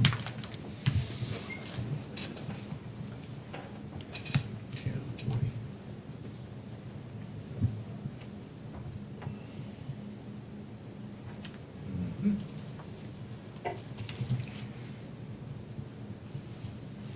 So if we don't do federal aid money, then you're tight, then you won't be as busy. No, if they swap a state aid for federal aid, we'll have just as much money So- and less paperwork. So then we should renegotiate your contract. Probably, yeah. You're not gonna be busy. We won't have to pass these papers around anymore and wonder, well, what do they mean by that? You guys are pretty optimistic. So you say it won't be any less money, but just, you just swap it then? That's the plan, yeah. I don't know whether we'll keep the regions or not. It has yet to be seen. They're gonna get going on it here in October and have some meetings. Talk to the DOT, there's lots of concerned parties about this. We, for one, were one of the few, but we like our regions. We like getting together for the meetings. And wouldn't make much difference whether they cut that out or not for us, because we like the meetings. On 120th, coming from 71, two or into Breda, how far, when it gets to Breda, where do we stop? I think we're stopping at that stop sign, Stop at the stop by sign. the bins. And, That should be easy to remember. yeah, just, we would First one is you create raise your gun into. more problems, non-characteristic of the whole job, kind of a different scope of job if we go further into the city, and it's not in real bad shape. Okay. In fact, it's in pretty good Sounds shape. Okay, you've heard the two federal aid agreements. Is there a motion to approve them? Also move. Go ahead, Neil. Second. Been moved and second. Any further discussion? If not, all those in favor signify by saying aye. Aye. Contrary, motion carried. There's a county signature block down here on each one of those. I can date it, or Courtney can. Or Courtney's got to sign, and Jean has got to sign. So that's Just one sheet on each packet. one sheet in each packet. So, second sheet in here. Dave, the paperwork you save here, and what we talked about last Friday at Hungry Canyons and mitigation, that's where it'll make up the difference. There's always something to replace it. Yep.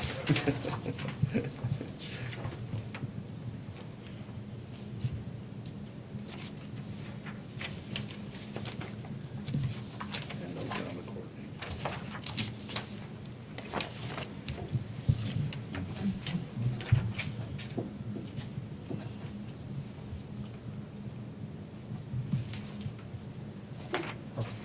Property purchase, we're supposed to pay that on the 15th, aren't we, Gene? That's the date, yeah, we're supposed to do it. Closing date. The closing date. I haven't got ahold of John yet. But I think he's got all the paperwork necessary. I was just telling him that the plat is done, which We just approved the plan. And I dropped the abstract off up there after the plat, I'd seen the plat was done. Because there's no use bringing the abstract up until they got the plat done. Yeah. So I dropped that plat off,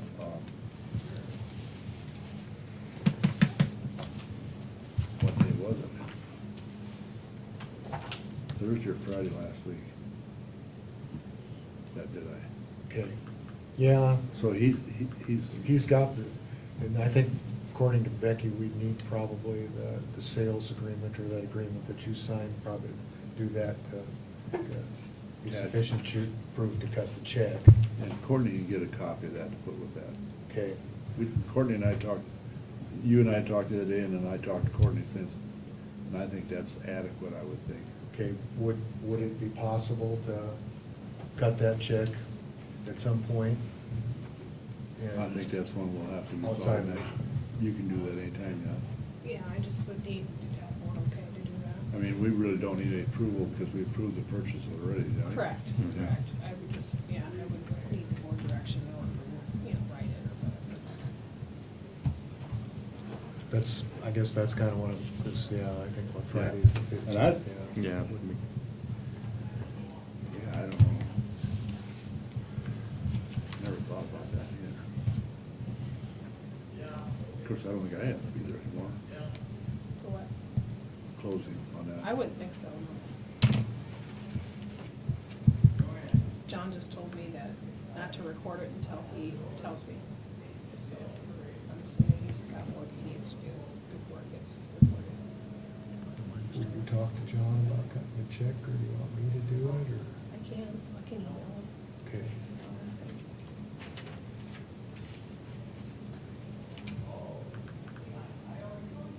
Anything else, Dave? We got our gravel hauled, our 30-some thousand tons, and I think we've got about 12,000 tons that they're going to put in a pile for us up there. I was wondering if we wanted to do any more. I was gonna kind of see how they did getting it in a pile and what their caveats might be about putting a pile up there, and how it's pretty nice gravel, it's pretty coarse, it's pretty clean, it's, Too clean. yeah, it's too clean. What to do about that? But yeah, it's been some of the nicer stuff we've gotten lately, I would say. Yeah. The grinding looks like like it's gonna be a big pile down there. Yeah, we're getting a massive pile of that. Yes, you really are. That's really Finally coming about. So when you haul that gravel, how far did you get hauled? You get everything done you wanted done? Yeah, we did, yeah. Around the Arcadia area? Between that Luca, we put 20,000 down, and I think we're at 33 or 34. In that neck of the woods, that's what we had planned, but only the last 2 days added up yet. For Arcadia, Roselle, So you got all those areas that. got those, and then we used the county trucks and did some north. County trucks ran with private trucks for a while last week, and that worked out good. They were short on, private trucks were leaving because they had windmill work that paid better, so they left. But we kept a few of them. Well, I'm glad we got some of that Arcadia area done, because I think for a couple of years they kind of got neglected. It out did, there. yeah, for 2 years it got neglected. It needed it. Probably needs another shot once this gets worked in. This stuff doesn't work in quite as well as the dirty stuff, but Because it's too clean. it's too clean. Have you looked at it, Marty? Yeah, and I gotta thank you from one of the haulers, my neighbor. Really? Yeah, appreciates getting the opportunity. Wow, yeah, So, gotta thank you there Saturday night. stuff is working out. huh? Yep. That makes like, well, 3 thank yous. Better give me a down one. Don't get your hopes too high. Have you- Before you get your hopes up, have you checked with the ambulance and see about doing that concrete there? No, I haven't. Okay. And that should get done by the contractor, you know, that kind, unless you Yeah. want to do more. Well, yeah, there is some up by the building By that the we will building. have to do, like we did before. The driveway. The driveway part. We're not really looking for work. Well, We don't have a way. make sure they're to- clear of the area first, because it's a mess down there as Yeah. far as traffic, so. The driveway The for the west ambulance. part, I don't know if we'll. They did the one last summer, that little piece. It might be okay till spring, because it's not really a travel portion, but. Well, the last time we did this, there was enough of the patch that the city was supposed to do. There was enough, if we went by the square yard, that we could take that square yard payment from the city to the road department, and then we did it that way. But I'm not really sure what we're talking about this time. Okay. Is us getting involved in pouring their concrete without some enumeration. Well, it's actually gonna be for us, it's our driveway, right? Yeah. It's our driveway. Yeah, it's the ambulance's driveway. Right. And the secondary road funds, you could spend secondary road funds money on it, but it's not really a secondary road fund. Did we transfer last time? I'm not sure. No, we took the payment from the city. We got From a the couple- city. Couple $1,000s from the city, so we took that as payment, Okay. which gave us enough to buy the material Okay. and do the work. Well, and I So- think they were budgeting that for that driveway, weren't they? I don't know, but they've already poured concrete down there. Some, So, some, but this is down towards the west side of the building, it's really busted up bad down there. We Visit kind with the city of, on we kind that, of too. tagged on, got that little bit between where the city was gonna quit, because they were just gonna partially come in, and there was enough money there in that city Okay, payment. let me look to- into that a little bit, Dave, So, I'll get back to you. If you could work another deal like that, we could probably do it. Okay. But Probably have to talk to Randy on that probably, wouldn't we? Randy yeah, Carroll. most definitely would, yeah. Yeah. It was With the city. a lot of fiddling to do it, and then it finally happened. Okay. Well, it needs to be replaced. Yeah, it's Yeah. pretty rough, and we walked across I it. think there's actually only about two bases, got new concrete. It's pretty good, and the rest of it's all- bad. Mhm. Yeah. But, and they're chunks less than the size of this paper. I mean, they're all It's busted gonna up. have, create a hazard here, or it is probably already. Yeah. Any other questions for Dave? I did try with Roselle, they did a nice job of that. Yeah. Added some additional I dirt. I saw that too. I have Rod Halber's not gotten back to me yet. Okay. I've called him a couple times. Speaking of that, how'd things work over in Maple River with that drainage area? We're in there. So far, so good. We've got a contractor coming, an asphalt contractor, Blacktop Services. And Hopefully they're gonna do that patch down there on 141 at Dedham. And hopefully they're gonna do underneath the Arcadia overpass. Hopefully they're gonna get the Maple River patch done, which could be kind of an expensive one. We've got some, there by the tavern, some breaking up that's pretty bad that we're gonna have to deal with pretty shortly, or we're gonna have a mess. And that, also that stretch where the Litterdale Road goes in off of Highway 71, that's all breaking up there, and that's our responsibility there. So if we can get them to do that, it's really hard to get. A lot more trucks going in that Litterdale with that. Yeah, yeah. Yeah, we need to get those fixed up, especially that one down by Dedham.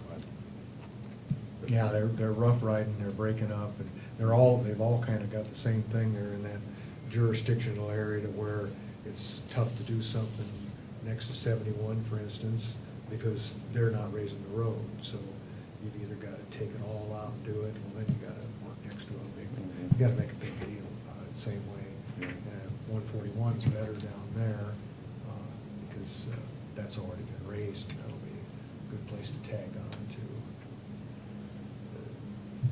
Blacktop Services, they're not inexpensive, but they do a good job. They're the ones that did that Bach culvert. That wound up pretty darn smooth. So when do you expect him back in here?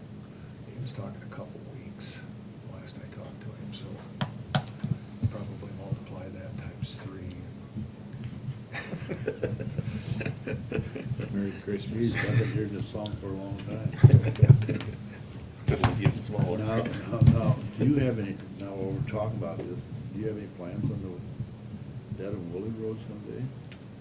I'm hearing some people talking about that quite a bit.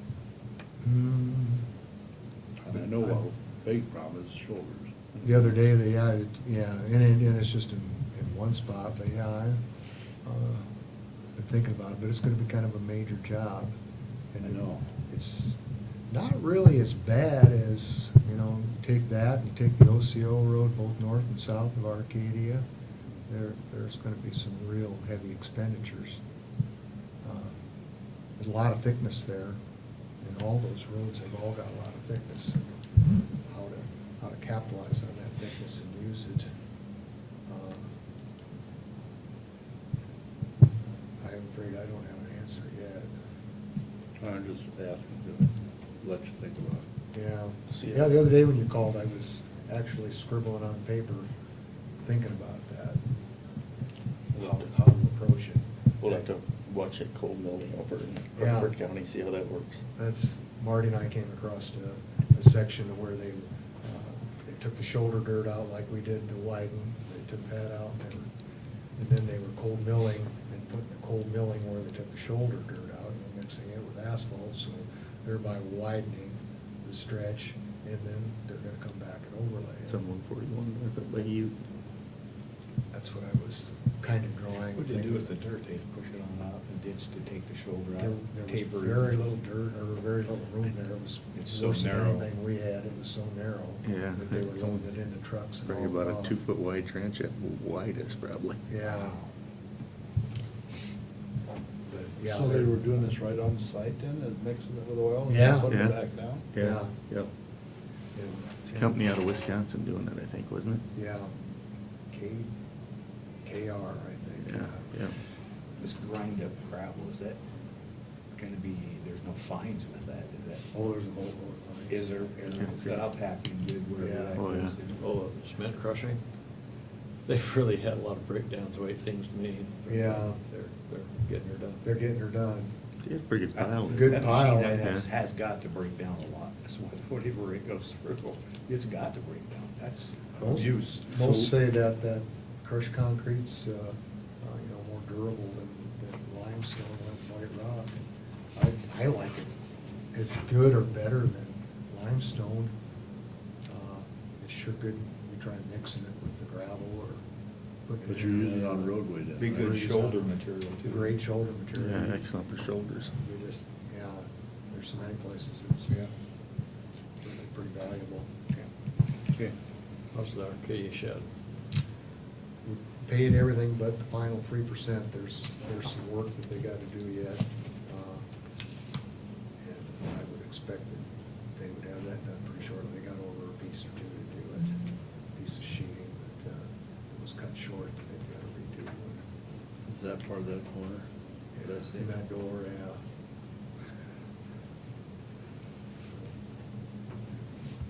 Seems like I got something else to talk to you about. Can't think of it. Okay. Thanks, Dave. Thank you. Thanks, Dave. Oh, anything on the Glidden precast situation there? I think it's gonna be maybe 5 weeks from now before they get here. So they should be good from a harvest standpoint, hopefully. Okay. They're working up in Plymouth County for Tom Roy. And on some pretty good projects on pavement wise. The last time I talked to him, that's the indication. I was getting more, a lengthier period of time from Tom Roy than I was from the contractors. Learned last Friday, didn't we? Yeah. We should have asked Tom. I was gonna ask him about that. In fact, I think I forgot. Thanks, Dave. Thank you. Thanks, Dave. Okay, next we have manure management annual updates. We have one for Richland Crop Services, East Side, Brian Halber, Section 24 of Richland. And it is an annual update that, just an annual update with, they made no changes. Then we have one for Richland Crop Services, Home Site, Brian J. Halber, Section 21 of Richland. And there again, made no changes. Then we have one for Mike Neese, Section 29 of Arcadium. They have made no changes. Then we have one for Joe Neese, Section 19 in Neese Township. They made no changes. Then we have one for Blue Horizon Pork, Aaron Nealon, Section 10 of Wheatland Township. They have changed crop rotation for optimal yields. Those are your manure management updates. Okay. Committee reports. We got 2 weeks worth. Marty? Start off, last Wednesday, went to the Raccoon Valley Electric meeting. Gene and I were over there. Big topic of discussion was the solar energy was a big thing coming on. And then also, there was legislation passed in July regarding the lineman's trucks and that. It's same as emergency vehicles. You have to slow down and move over for them. And I didn't realize that law went into effect July 1. But anytime you see a lineman's truck or they're working, you have to slow down and move over for them, just same as an emergency vehicle. And there's a fine if you don't. So it's kind of interesting to learn that. Do they have to have a certain light on as opposed to just traveling? They Just a light. Just light, Okay. yeah. Yeah, I was aware of that change. Yeah, I wasn't either, so it's kind of interesting. So it's kind of interesting. Could have used that years ago. Yeah. So, and then after that, on Thursday, had our Region 12 board meeting. First, we just had the regular board meeting first. First item on the agenda there was to go over the agency inventory report. And they kind of update this every couple of years for insurance purposes. Also talked about there's a cab over in Denison that they're looking at increasing the cab fare.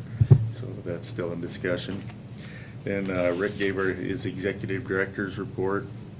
I guess the biggest issue there, he talked a little bit about the health insurance. They're working with United Healthcare, and they're looking at about 11% increase for this coming year. So they're gonna try and figure out some options to kind of help accommodate that. Talked a little bit about the Wall Lake Apartments. They're kind of working with the city of Wall Lake to put up 2 multiple family dwellings there. As far as the state funding, they're gonna have to work through some issues there, so they're kind of still working on that. Chris gave the local assistance report, Chris Whitaker.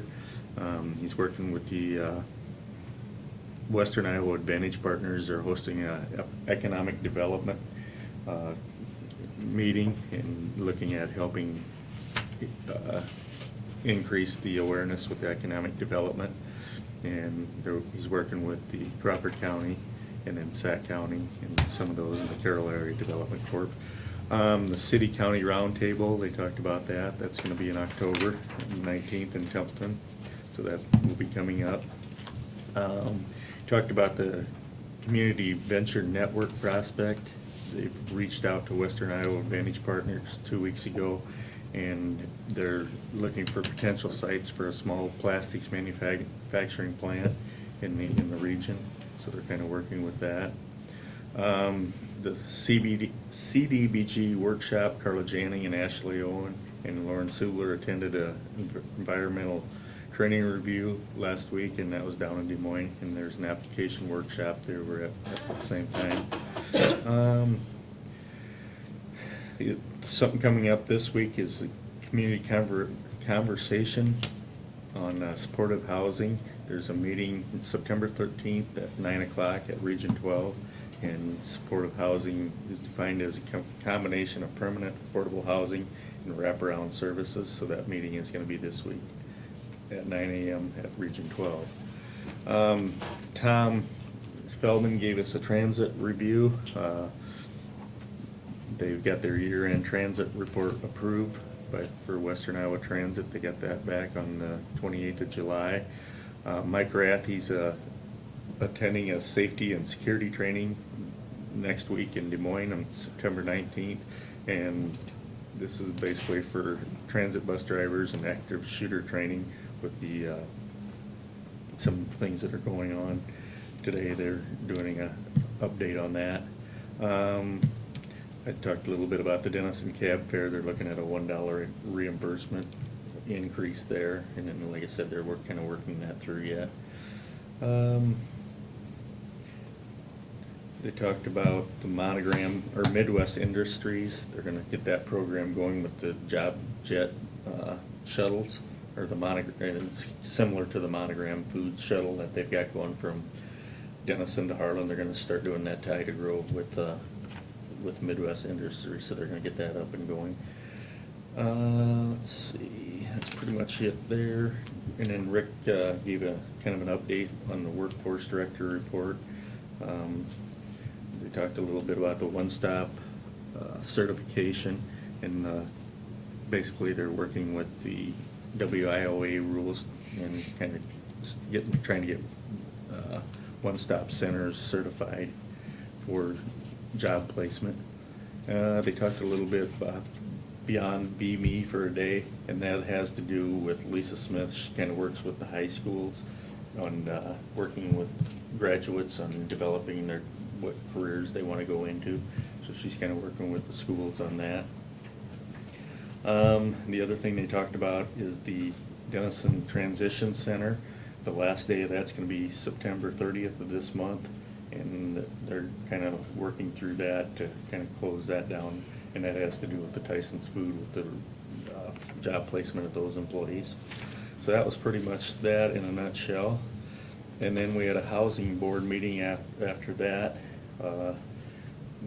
Had just I'll just pass this one sheet around. This is kind of some of the report that Chris kind of gave us a report. I'll just pass that around to what's going on with the housing. And let's see.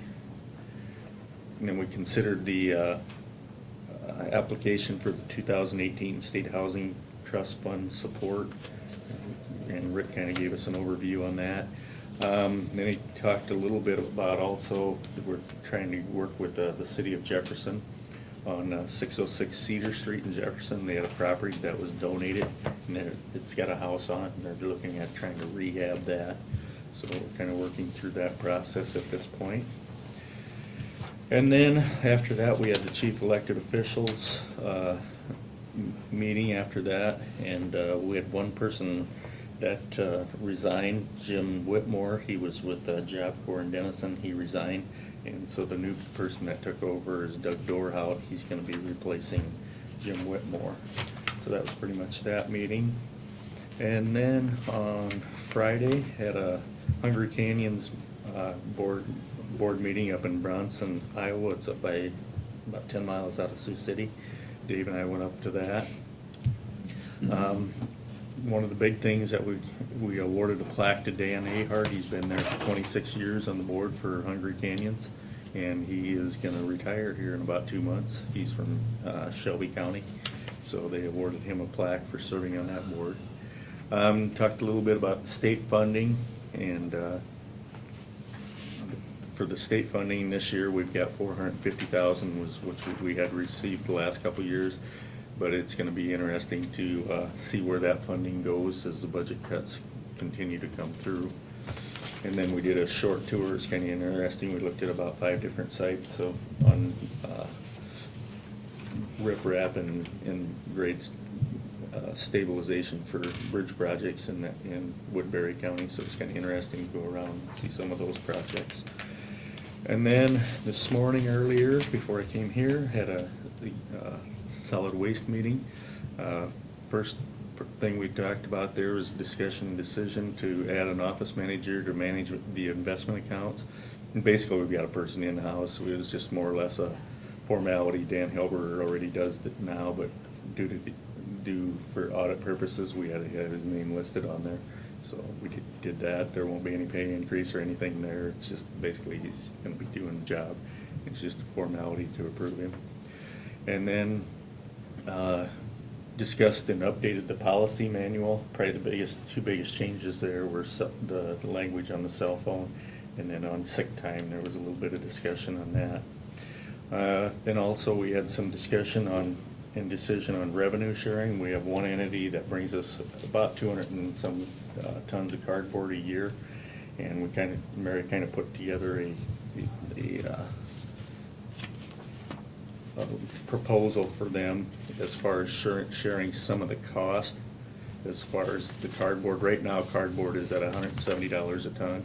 I'll just pass this around, and that's basically kind of what we decided. This first one we did cross off. We're not gonna start till we get over $100 a ton, so that one's gonna be crossed off, and it's gonna start at that. And that's kind of how it's prorated on what they get. They get a percentage of the tonnage fee for the cardboard. And thing that we want to maintain, it costs us about $30 a ton to process cardboard. It's brought to us in bulk, and then we run it through a baler and bale it to process it. So we did approve that. Talked a little bit about the emergency management systems update. We were working with DNR on that project. It's basically dealing with food waste. About 30% of the garbage that comes into the landfill is actual food waste, and they're looking at ways to try to stream that a little bit. And we got a grant from DNR, and they just kind of went through the last couple of months and assessed what we're getting in for food waste. And we don't really know where that's gonna go yet, what they're gonna do with it, and how we're gonna deal with it. Basically, what they'd probably look at doing is doing like what we do with our recycling program, where we keep the cans and that separate. We'd have to keep the food waste separate, and that's something we gotta kind of work through with the garbage haulers and that kind of stuff. But we're trying to look at ways that we can streamline the food waste that's going into the landfill. And so that's gonna be kind of ongoing. What would you do with it instead of putting it in landfill? That's hasn't been determined yet, because I asked it, what would you do with it? You could compost it, or where would you go with it? Or use it for Yeah. So it's. plant, or for fertilizing ground, or Yeah, whatever. yeah, you'd almost have to compost it somehow, and that's an additional cost too. So those are a lot of things that gotta be weighed out. But, I mean, it's a lot of tonnage that goes in. If you look at 30% of the waste that we deal with, and that's food, that's still a lot of Selling tonnage. space anyway. Yeah, yeah. By square foot. Yeah, so, then we had a discussion on the Force Main sanitary sewer installation update. King Construction did that, and there's some underlying things, a few things, minor things that gotta be finished up there before that can be paid out, so that's pretty much that in a nutshell. So that was my week. This week, I've got Wesco board meeting tonight, and then, let's see, what else did I have? I had something, landfill board meeting in Denison, possibly either tomorrow afternoon and that's gonna be, the meeting on the single stream. And I think Mary had put a thing in our packet about that. I don't know if everybody got this one. I'll just pass that around, but there's gonna be a meeting to meet with the garbage collectors, basically to talk about single stream recycling or pickup. So that's what I've got for this week. Okay, Neil? A couple things, Marty, on your report. Just a side issue I thought I'd mention to you, since you're on that board, I had a city employee who was hauling stuff out to landfill, and he felt there was quite a few vehicles coming in from the south with skipping the scale, and they're hauling brush, so maybe it was a pre-approved thing, and maybe it wasn't, but you might want to mention that to Mary. Okay. There were some vehicles, he thought quite a few of them coming in from the Pulling south south, with okay. brush. And mention brush because that may be, Yeah. maybe it's something. That Mary had set up. Maybe it's something they had set up, but I'll they were question. concerned about that, so I thought I'd mention. Okay. Okay, my committee reports, I'll start with Monday, the 28th. I met here with Rhonda Mart, and basically, she had a proposal for Rolling Hills that she wanted to discuss with me involving supportive employment to do some remodeling at the center they had there. I call it the old Food for Less store, to do some remodeling there in order to create some jobs. And so she has a proposal that she's gonna bring to the Rolling Hills Board. On Tuesday evening, I attended the better part of the ambulance board meeting, and I think it was good that there was Gene and of course Rich was also there. A good meeting to kind of clear the air between us and the ambulance board. I think one thing is the ambulance board is looking for statement of purpose. I think they need to have a little better understanding of what their responsibility is and where it stops. So I'm sure we'll be working on that and how to move forward. So it was a good meeting. On Wednesday, I signed checks at RSVP and foster grandparent. Just had a brief informal meeting with them. They had interviewed some people for the foster grandparent director, and no hire was made. Thursday, I spent the better part of the day, or the whole afternoon basically, in Sac City with the Rolling Hills, the stakeholders meeting. And the situation is we're required to have, by October 16th, they have a community service plan to DHS, and it was the second meeting. I was unable to attend the first one because I was in jail school, but I did attend this one. One of the big things we're considering doing and putting in our plan is 24-hour emergency room service involves telepsych for people that have mental health issues. And what's happening now is people that end up in the emergency room that have mental health issues, if they're not taken care of or seen quick enough, they end up either in the hospital or in the jail. And this is the wrong prognosis in a lot of cases, so they're trying to get telepsych so the person in the emergency room can visit with a psychologist somewhere and have a better placement. And even then, when they do need placement, where it should be outside of a jail or a hospital bed, they'll have a good connection on what those are. So that's a service that we're considering, and that'll be written in our community service plan. And we went through step by step the different services that they're looking for, some things that we need to address. There's one, for example, I'll just hit a couple. Individual with complex needs. They do not want them involuntary discharged from current services until a new provider is in place, so not putting people on the street. Availability of crisis services, we do have some of that available, and part of this again is that 24-hour crisis line. DHS wants to have the availability of subacute services, and this is touchy on. They want a response by October. They have no rules written yet, so there are no providers. The providers wouldn't have no idea what they would be providing services on. So I guess that's our response to that, is that there's no providers in Iowa, and you're asking us to provide a service for something you haven't written the rules for yet. An availability of assertive community treatment, ACT, and we're working with Seasons Center. They're doing it just for BV County now on experimental, and we a pilot program when they expand that. So anyhow, we're gonna have another meeting here later this month, where we're going to review the community services plan. Dawn has just emailed the tentative plan out for us to look at. We're gonna discuss that later. Then also, I spent some time with looking through what Renee had sent us on the revised employee handbook. It was emailed out to us on August 7th. And I think the big thing, we need to get this on the agenda, we should review it. And probably the big question she asked is, how do we go from here with the process? Do we have the department heads kick back, or we have a smaller committee before we send it to everyone else? So I think that's something maybe we should talk about next meeting, and she did her job and got it in our hands. Now we need to tell her how we want her to move forward and look it over a little bit. So, and I need to look it over in more detail too, so maybe that's something we could have. We have a department head meeting on Wednesday, and she's gonna attend that. She's gonna attend that one too. Okay. Not to make decisions or anything, but just to. Get some input. Get some input from other Okay. department heads, and then, after she does that, she wanted to talk to the board. Okay, that sounds good.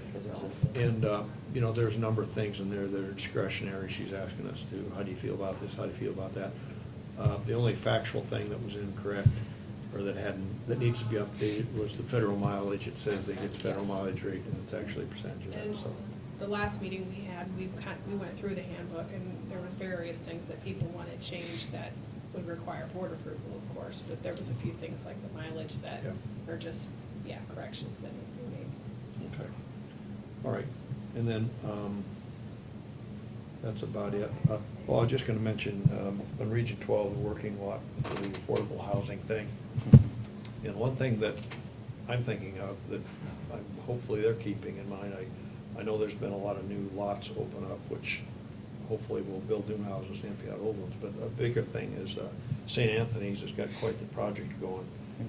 And I anticipate a movement out of regular, big family, or multifamily homes that are gonna be emptied out by elderly people. They moved into that center, and that'll create a lot of affordable housing for people who want a first-time home or change them, remodel into apartments.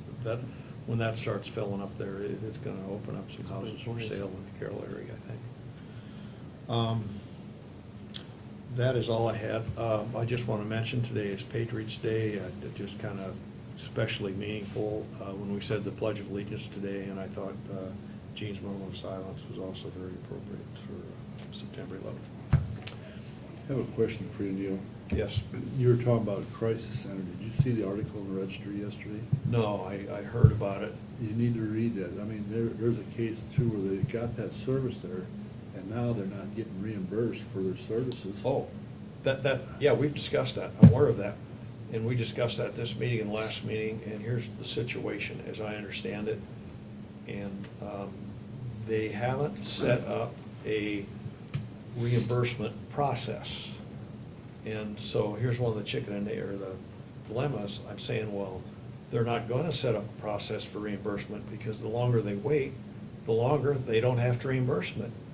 And they're saying, well, it takes a long time to do these requests, and why should we do a big request when we know we're not gonna get reimbursed since they don't have the process?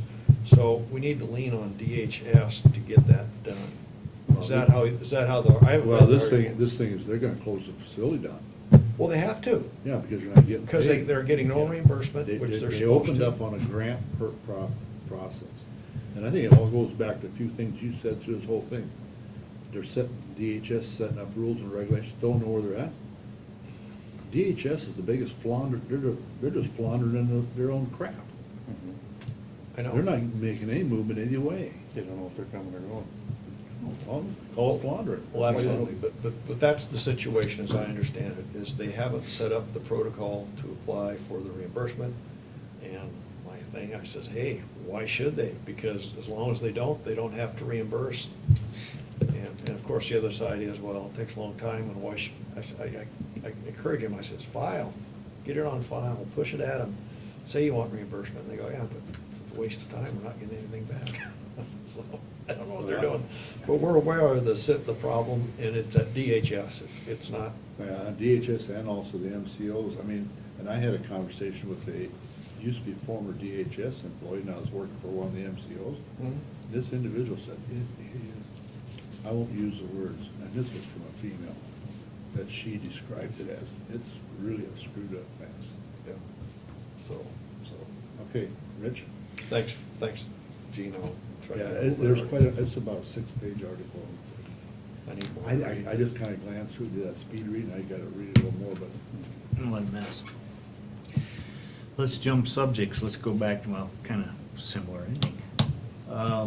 Let's go back to Mishnabotna last Wednesday, East and West subs in for Dean.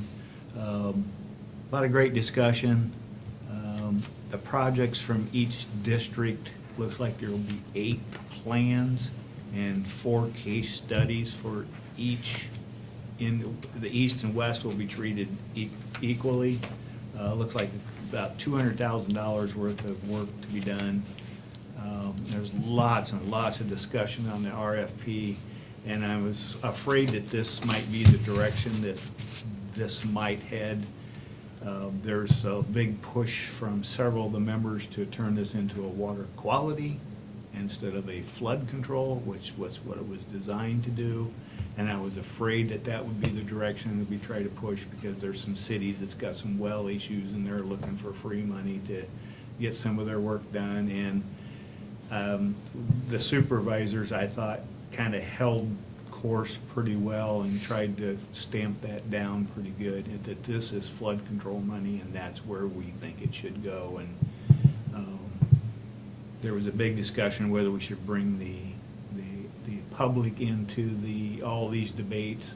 And there again, the supervisor said, no, we are all elected, the mayors are all elected.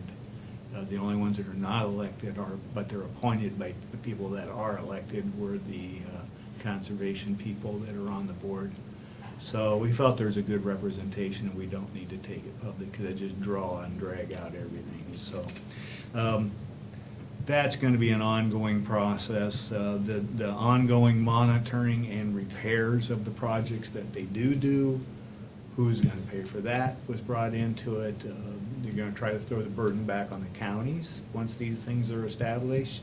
And the counties are saying, wait a minute, we don't want any more expense. We'd have no revenue to help take care of that. There's nothing there, I mean, other than grants that we get once in a while, and those are far and few between. So the watersheds have got some issues to work. They've got some growing pains to get through yet, and that process will probably take a little longer. Some would like to go a little faster, but I think I can see why we're trying to slow some of that down to defeat some of those things that are going on. On that Tuesday prior to that, I met with the ambulance. Gene and I went to that meeting, and Neil did attend, and I appreciate everybody that did show up. I was glad to get some of it out in the air, some misconceptions, some things, and then unfortunate circumstances where we released a statement later that we told them something different in the meeting. And I did feel terribly bad about that, and that has bothered me. But our hand was forced, and we had to do what we had to do. I hope they all understand. With that said, I did receive one resignation. Carroll Shields has resigned from the board, and it was effective immediately. So I will have to try to find someone to replace her on that board. The statement of purpose, I've been thinking about that a lot. I think I'm going to try to put some stuff down and run it through you guys to see what you think about it. I don't want to turn them completely into an advisory board, but that's all it really is, if you look at it. And we had a long discussion and whether we should meet quarterly, semi-monthly, every half year. Some of the things that were being discussed in some of the meetings they're pretty much automatic. you have to write off some money, you have to write them off. The administrator kind of knows if it's within a couple $100, that's probably as close as we're gonna get, you know, those kind of things. So let me get some more thoughts to that and get something down on paper and kind of run it through you guys and see what you think about it. Like I said, we had to have the one resignation, and I need to come up with somebody to do that, and I'm not sure exactly what direction we should try to head there. But other than that, I think got some applications coming in. Close the date still October 15th, so we won't be making any decisions until then. Won't be looking at too many things until that point. Other than that, I'll be jumping in for Dean on the Board of Health on Wednesday. Yeah, the handbook thing is a process that I think I need to spend more time reading it. There's some things I'd like to include, but I want to be careful not to include too much. You know, it's a fine line which you're trying to run down. But I think the handbook is going to be a big deal for us in the future.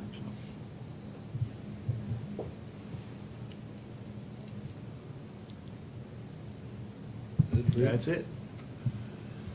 Well, okay, I'll start out, and also, I was at the ambulance board meeting on Tuesday. I agree with Richard's assessment. It was good to get some of this stuff aired out. I mean, it kind of got a little bit to me with, I thought, a little hostile, and I'm unfortunate that individual resigned, and that happened after the statement we came out with. Mm-hmm. You know, and I made a big issue out of that. What was in closed session, we're gonna stay in closed session. Well, then we find out this law has changed, so we had to come out with the new statement. I really felt bad about that, and that we weren't able to at least say that already then. So we were kind of caught there with our hands tied.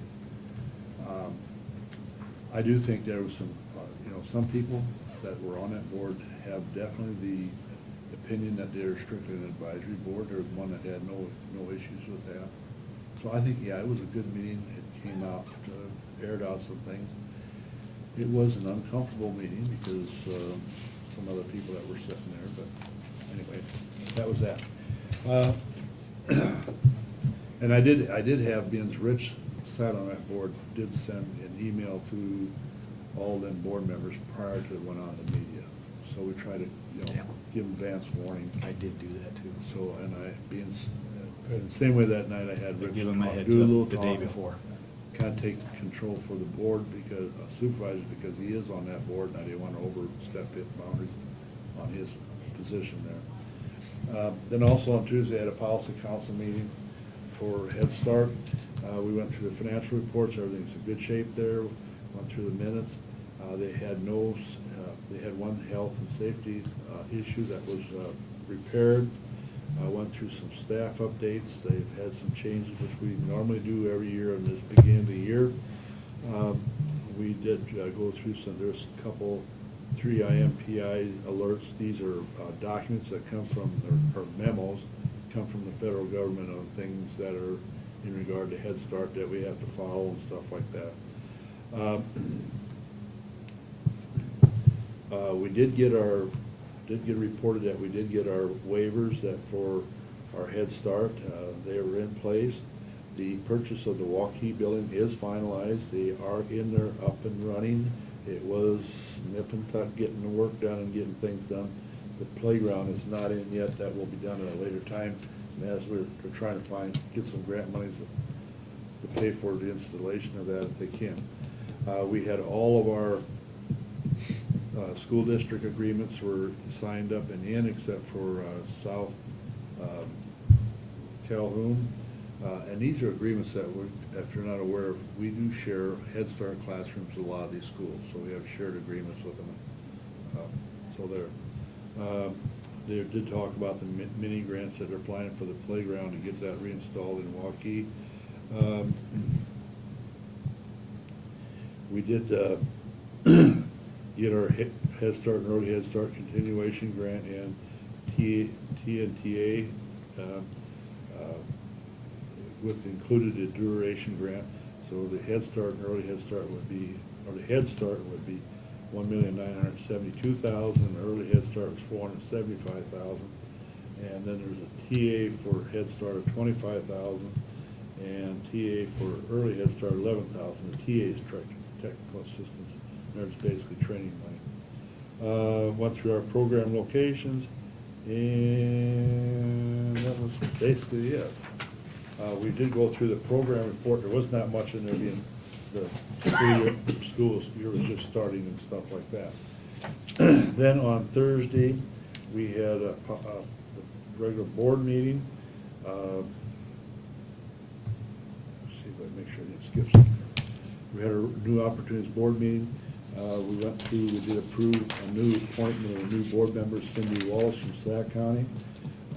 We are pretty well filled up on the board now, except we did get, we're supposedly gonna get a resignation from Gary Knuckles was in as a supervisor, and then he went on as a community rep.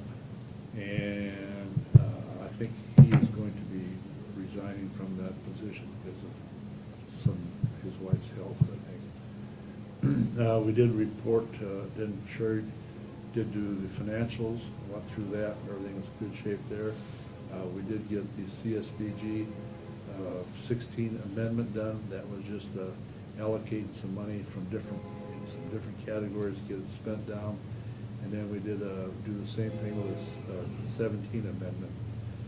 We talked about the Waukee again building and the property tax exemption application. We approved that, and notice of federal interest filing.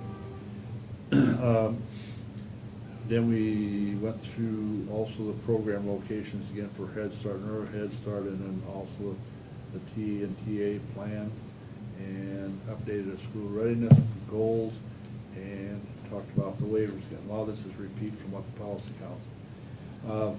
Then we having some issues with the Dallas County, our local FDC location. We may have to be moving that, we're not sure, because of some financial things that are happening on the people that are having the building. Then also we talked about United Way of Central Iowa Investment. We did get two agreements with them, also for FDC at $12,600 and financial literacy for $25,000, which is a program we have that we do a lot of it in Dallas County. Talked about the accreditation of our rehabilitation facilities. We have to go from a state to a license to a CARF, which is a different system. Let's see. And then we went through some, just basically disclosures of some nepotism and stuff like that. Okay, that was that day. This thing goes off too quick. And then last week, basically, I delivered the abstract up to the attorney's office, and then I went to the Raccoon Valley meeting there, and basically they talked about, their speaker talked about safety and also that new law. There was some talk of also the generation of electricity through their solar systems that they're building, and going to build a new one down there by Coon Rapids, with that survey that we floated down there. This week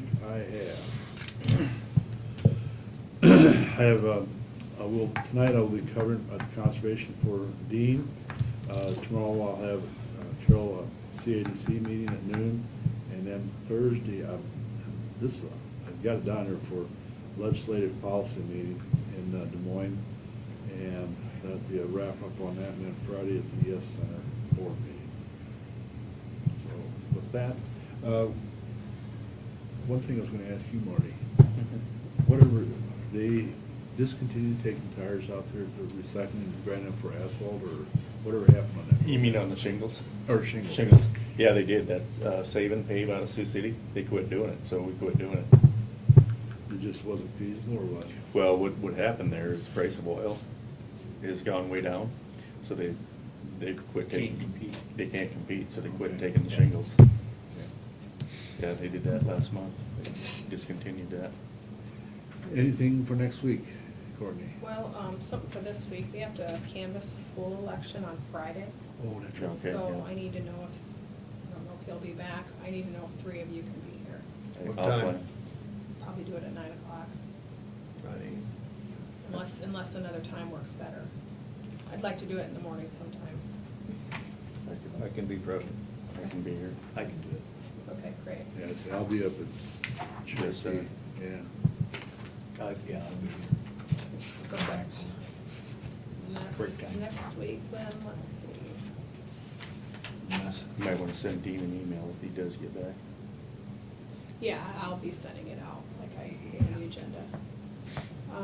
We have on here. About what Sorry. time? The voting proclamation, I sent you guys all a copy of that. Yeah. From the state, so I thought we could do that on It's Monday. the 18th. And then talk about the interim director ambulance, the pay. Yeah, we need to do Um, something on that. He did give me, he's been keeping track of the hours that he's doing the interim job, so he brought that in today, and I told him that you had said you'd like everybody to be here for that, so. Yeah. That's the only 2 things I have right now. Well, I'm sure there'll be more by then. Oh, yeah, Yeah. I'm sure there will be too, and I don't plan on adding anything else on Friday. I think we should just canvass the election and Be done. be done with it. We can handle everything else on Monday unless something. I'm not taking a shower until. And you think that next, Courtney and I had this discussion with this new law that school board election, I thought they did away with this canvassing on special day. But you said that ain't till 2019, you think? In 2019, the school and the city elections will be combined on the same day in November. And I believe they changed the canvas rules for that. But as of now, I don't have a lot of information on When Dell was on this board, me and him both tried to get that changed here, and you would talk about crawling in a hornet's nest. I couldn't believe it. To me, it's dumb that we gotta have a special meeting just for that canvas at the school board. Okay. Anything else, Courtney? that. I don't have anything. Any comments from those in attendance? Question, the program that Matt talked about, is that boiled down to another benefit? It's a self-inflicted benefit. Yeah. It's an employee. We don't pay anything for it. It's We an don't pay employee any- participation, basically. We don't do anything for it. But meetings will be held during working hours? That would be the only benefit they would get, if we decide to go that way. Right now, it's strictly, if they have interest in it, they can jump on a website Well, I or think calling, that, or they could set up appointments with too. set up an appointment with me. So they'd have to take their own personal time off probably to do the appointment. I found most people do it on their break or on their lunch hour. Like the roads guys, they don't come in at 10 o'clock. They'll Yeah. come in at the end of, when they're done out there, they'll come in here, so I don't see a lot of I people. thought he kind of wanted to go around the offices today and show them, and I thought I wasn't sure. that'd what be he was- disruptive. Yeah, usually he'll set up in here or downstairs, and if somebody, They if can an go to employee him. wants to meet with them, they can go down there, but, yeah. Yeah, I wasn't too crazy about that neither. Benefit. I hate to open that door for anybody to Yeah. come to the office. The Yeah. benefit Solicit fair one though afternoon. thing, that might not be a bad idea, and maybe we should do it in the evening. Mhm. After working hours, maybe we get, Get a better attendance too. might. Yeah. Okay. And, Any other you know, comments? Then it wouldn't affect people during the day either. Yeah, I think that's actually a good idea. Yeah. All right, if there's nothing else, we'll order for a motion to adjourn. So moved. Second. Then moved and second, all those in favor signify by saying aye. Aye. Contrary, motion carried.